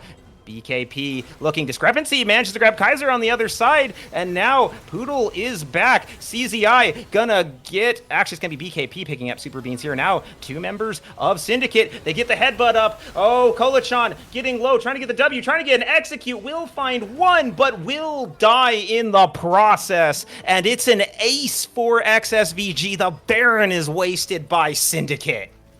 And it looked like things were, in spite of all odds, actually kind of going to swing a little bit favorably for Syndicate. Obviously you don't want to lose the Soul, but the Morgana was actually taking quite a while to do that. They were able to get the Baron, and they were able to get an opening, that huge opening Malphite ultimate, and yet they continued chasing into the enemy jungle, find themselves, by the Krugs in between 2 enemy turrets with the team rapidly collapsing, and suddenly that Baron isn't worth much, because one of the big benefits of Baron is you get to buff those waves, siege the enemy, build your gold lead by cracking those towers, and if you're just fighting in the jungle, it does almost nothing for you. It gives you stats, but the gold that you get from that, you haven't spent it, so it's kind of neutralized. And now the Otacon is going to finally be taken at 31 minutes by XSV.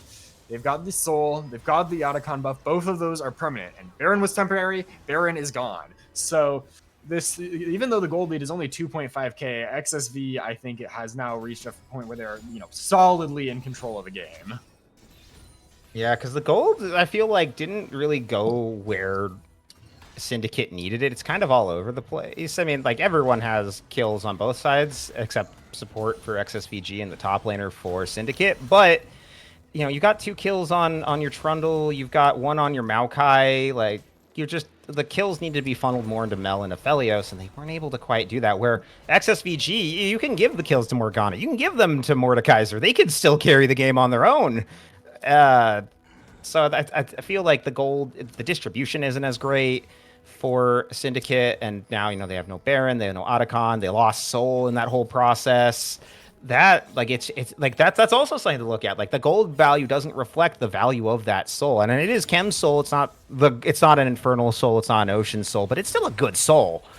Any Dragon soul really is. So that damage reduction, I mean, that could be the difference between Fiesta Life nuking somebody or even Kolichan being able to execute somebody. They really need to look for a pick, I think, if they want to win, get back in this game. And they do have the tools, you know, Malphite, Trundle, and Mel all, there's the pillar, so Spaghetti's probably gonna have to ult. Yeah, Spaghetti gonna need ult. Nature's Grass coming through as well, dropping the Feather Storm finally, and oh my god, that, you know what, that almost was worth it. Kaiser literally almost just got one shot. That's, yeah, the Kaiser is at a sliver of HP there. One more dagger and he goes down, but they are able to grab a very important kill onto Spaghetti, but it still feels like they're kind of losing across the map. You know, they have to come collect these waves, make sure they're keeping their farm up. And yeah, the point you brought up about gold distribution was really interesting. I didn't get to point this out because the fight happened so quickly, but I think it was at the 3rd dragon. Every player in the game, except for the supports, had 2 items completed and at most a component. Like, the gold could not have been more even in terms of like what items people had when that fight started. It's we can't see it now, but I was like, I feel like I've never seen that where like every single champion has almost identical item spikes. And yet, you know, XSV, in spite of how close those items were, slaughters the fight, and now they are, yeah, they've got the soul.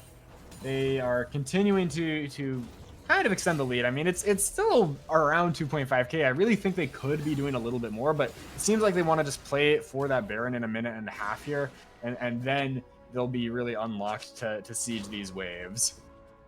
Yeah, I agree. I wish they were kind of accelerating this a bit. Like, it feels like they're playing too safely, and that's, like, I feel like this should honestly be like a 6k gold lead at this point. I think they give too, they're being too respectful to Syndicate, and they're allowing them to get too much gold really uncontested.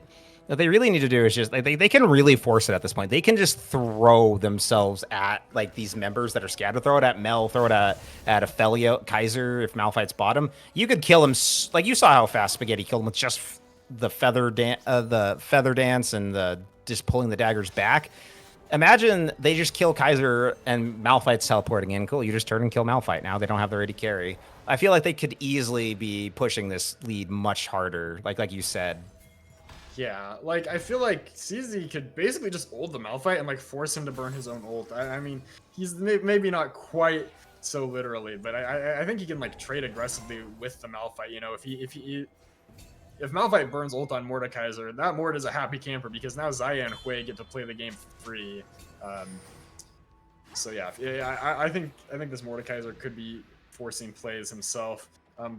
But now Elder's in 30 seconds, and Syndicate has somehow found themselves with control of the river. It might not last long as they're going to have to respond to this mid wave, and if they give that mid wave up, XSV is going to have a great position for Baron. But as it is, they're able to at least try to control the space around this Elder, and if they're able to get that, they might be able to find a winning fight. Yeah, TP coming in from Fiesta Life. The inside track, though, on that turret is XSVG's. They get the inner turret. It is down.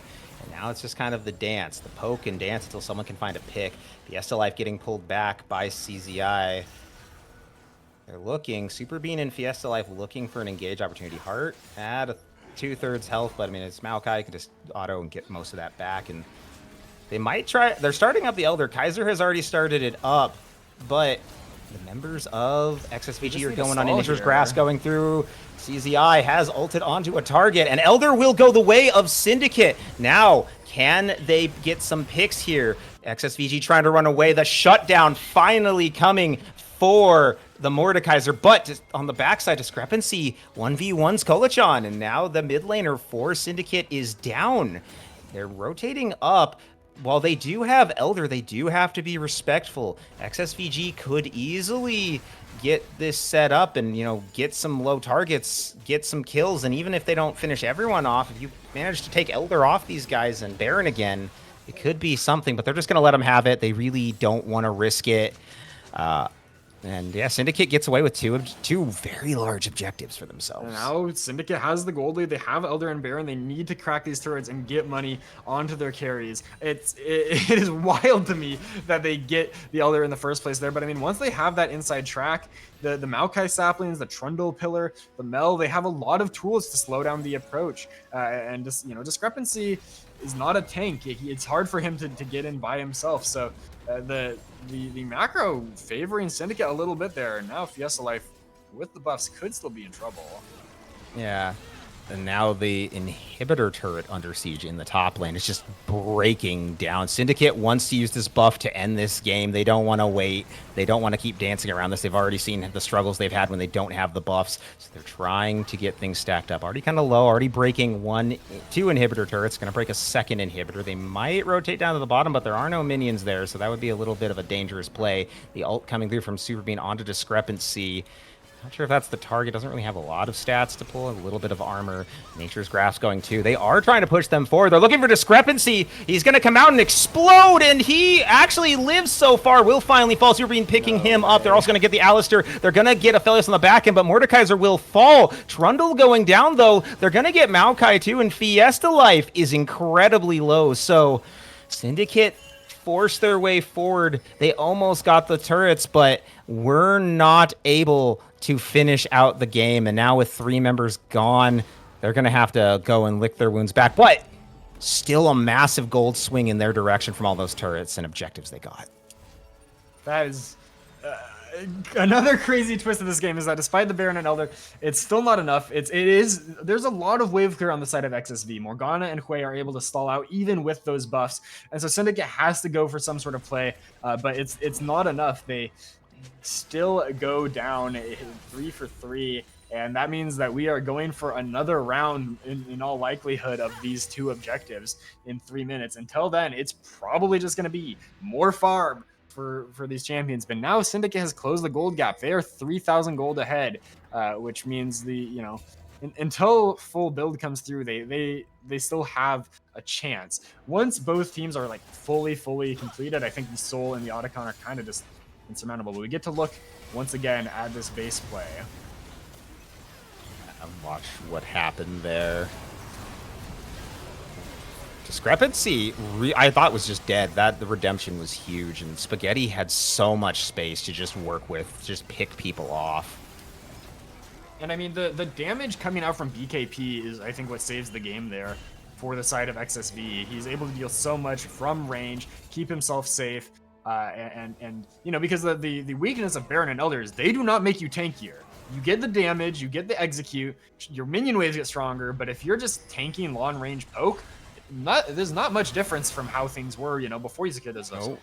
BKP forced to use the Zanyas there after almost getting caught by the Mel E. Nature's Grass going forward too to push XSVG off the turret, but there's no wave to really work with, so gets a little wasted there. Discrepancy fishing for those dark bindings, looking to find a target they can maybe get onto there. Elder has kind of worn out. The Baron has worn out. So this is just a straight up fight at this point. Spaghetti getting a lot of damage onto Fiesta Life. That man is in quite a bit of pain as he is going to run for the hills. And Elder not up for another minute into half. And everyone's just going to back off. Syndicate just needs to, I think, play like a little more patient. Wait until someone from the side of XSV has to respond to those top waves and those mid waves before they really look to hard commit to that siege. If those waves aren't crashing, XSV can perfectly happily commit all 5 members to bot, and there's no way you're sieging into that Morgana and Hui combo unless they're isolated, unless you can send the Malphite and commit to it, which nearly works. The BKP had to blow the Zanya's Hourglass early on in that exchange. And that could have opened a window for Syndicate, but they don't find it. And so now the resets are going to come in from everyone across the map. CZ is just going to push out this top wave, make sure that the super minions aren't a threat for a good while longer, and Elder Dragon is alive in 40 seconds. 40 seconds until the fight that could determine this entire game. Can XSVG get back into control, or can Syndicate make the comeback despite the rough early game and setbacks they faced? Everyone kind of jockeying. It's going to be Syndicate again with the inside track here. Fiesta Life just exerting his will wherever he goes, just so big, and if you step too far forward, easy death. Heart here on the side as well. Fiesta Life takes a little bit of poke, and the trading goes back hard. Yeah, that was a lot of chunk. That was quite a big, honestly, a big chunk considering there was just one ability. So he's back to full. They're in the bush again, looking for a way on in. Poodle goes on in, does find his way onto Kolachan, but the Nature's Grasp and Fire are going to keep everyone back. Oh, Malphite going on in, looking for all the targets. Elder will go down in favor of Syndicate, but they've lost the Malphite. Now Discrepancy going forward with a big ultimate. Goes Golden to try to dissuade any further. Kaiser picks up Discrepancy, though. Might be able to get another. Will pick up the double kill onto the Alistair on the side here. Mel will fall. CZI picks him up. Trundle will go down too. A double kill going the way of Spaghetti. And now looking for Kaiser. Spaghetti goes Golden. Oh, he does live. It's a triple kill for Kaiser. Can he finish the penta here on these two? He's going to try to delay the wave, and the rest of the members of XSVG are going to back. Kaiser 1v2 now, walking into the base. He thinks he can take at least the inhibitor with this Elder. May want to get, and then they got the top wave. Go get that inhibitor. Okay, they're going to back off. They got 2 inhibitors for their trouble, but they had Elder, and the fight was so close, and it kind of went XSVG's favor, so that Elder really isn't going to matter because it's only on one person. Yeah, let's get a look at that again. So we see that Trundle, Super Beans basically just gets to free hit this, and that's how Syndicate is playing. They're just buying space. They have the zone control. No one wants to eat the Malphite ult, but someone has to bite the bullet, and instead, like we just see they drop the Maokai ultimate. Everyone's stunned up. They're all hitting the Malphite, who yes, he goes down, but that gets them the Elder Dragon, and then they take the fight. But this turns into a clash of the Titans with the 2 ADCs. We see the red-white Aphelios, so hard to kill, but there's also not a lot of damage on the Spaghetti, so he just gets to go crazy here at the end. CZ, a massive chop, and yeah, at the end of this fight, the stopwatch from the Spaghetti lets him live on the tiniest sliver of HP. There's another fight by Baron. Yeah, Poodle going on in, looking for Kaiser there. He still has the Elder, the one person they got to respect. Kaiser going on a rampage. Spaghetti getting super low, dropping the feathers. Oh, Norm. Oh, Super Beans will fall there. He flashes into BKP. They grab the Mel. This might be their chance. They take out the Malphite. Heart falls too for a double kill for CZI. And it's just Kaiser again versus the world. But there is no minions in position, so they can't push anything. But instead, they're going to make the call. They're going for the Baron. Kaiser not going to be able to deal with this again. And now we get to see how this fight went down. So it's Syndicate starting up the Baron and XSV looking to stop it. Ooh, flash engage by Poodle, big onto Kaiser, just eating up so much of the damage. That's the one that has the Elder. That's the one who wants to deal this AoE damage. But if it all goes into Alistar, the fight's actually super winnable, and BKP's damage in the AoE is massive here. It really is, and I actually want to point out that bought so much time there that at the end, Kaiser, you see him hitting CZI, the Elder wore off towards that, so he didn't get to, they bought so much time, it gave him the chance for that to wear out, so he wasn't able to fully utilize it. Like you were saying, Poodle doing fantastic there, giving his life to make sure his team could win the fight, and now there's no neutrals up, there's just Baron. XSVG, you gotta push this. You have Baron, you're all full build almost at this point. Just you use the Baron to shove. Yeah, the Baron buff needs to be utilized properly. When you have Baron, it's not the time to play in the jungle and look for picks. You need to get side lane vision or vision around the lanes that you want to push, but you first and foremost want to be using that to siege. But the problem is XSV's base is kind of open, and we may have issues that we described earlier with the amount of armor in the Malphite's build, but he is still threatening. XSV is giving so much respect to this Malphite, because if he starts the combo off and Kolachan or Kaiser is able to follow up, the unstoppable force alone can turn a fight, and that's why he's got this Malignance. It's a little funny. I don't know how much value that item has really gotten, but Discrepancy. Oh no. Discrepancy. Oh, the Nature's Grass coming on through. Poodle gonna block it though, as will Spaghetti, who gets the Feather Storm down. They're gonna root up Heart, and Heart will fall right away. Discrepancy going forward, going Golden, looking to see if he can lock maybe up onto Kaiser. They're gonna shut him down. The fight though, Mordekaiser, Malphite, Zaya, everyone falling. They're gonna get the Aphelios too, and now Kolachan trying to see if he can maybe pick him up. He will get the kill onto the Aphelios. I mean, not the Aphelios, the Hue, and now it's just Poodle versus the world, but a triple kill for Kolachan, an ace for Syndicate, and I think surely that must be the game at this point. 40 seconds until anybody respawns. I think this is gonna be the game. And Discrepancy is just fishing by himself on this Morgana. Has to use the Black Shield defensively, which means it's not available for anyone else in the fight. And look at the red-white guns on Kaiser. This is the deciding moment because the whole team just funnels into this Aphelios and he is free hitting. The CC is not there. BKP gets those 2 kills with the passive, but Trundle and Mel is more than enough damage to deal with a solo Alistar, and that was a long game. I could not have predicted how that was going to go at pretty much any moment in the game. It was on a knife's edge. I mean, for a while I thought XSV had it, but it felt like they kind of just crumbled towards the end, losing their heads a little bit. And on the flip side, Syndicate out macroing at several turns, getting themselves winning positions around the dragon, getting themselves the Elder 2 times in a row, despite being down soul and despite for a while being down a considerable chunk of gold. So I have to give them props for finding the angle in that game to claw it back, because it felt like that was going to be a very difficult time for them. It really didn't. Mad props for them holding their own, even losing a couple of these fights. That throw with the Baron, the Elder Baron fight that didn't work out, they still held their heads. And even when they lost, Heart, they still held themselves. They still took the fight and they won it out. And congrats to them. I'd say this is an upset given the preseason rankings, but I also got to call out XSVG. That you gotta do something with your objectives. You can't just sit around waiting from neutral to neutral. Once you have Baron, you need to be pushing. You need to be making plays. You shouldn't be farming in the side lanes or in the jungle. You need to be together pushing something. And I think that was really it. They just gave way too much time for Syndicate to get back in the game. I think XSVG, they definitely have things they need to work on. They still are a very good team, but I think definitely they can walk away from this series going, okay, there are some spots and some things that we need to address and kind of fix before we go into next week. Yeah, and it is the start of the season, so things can be chaotic.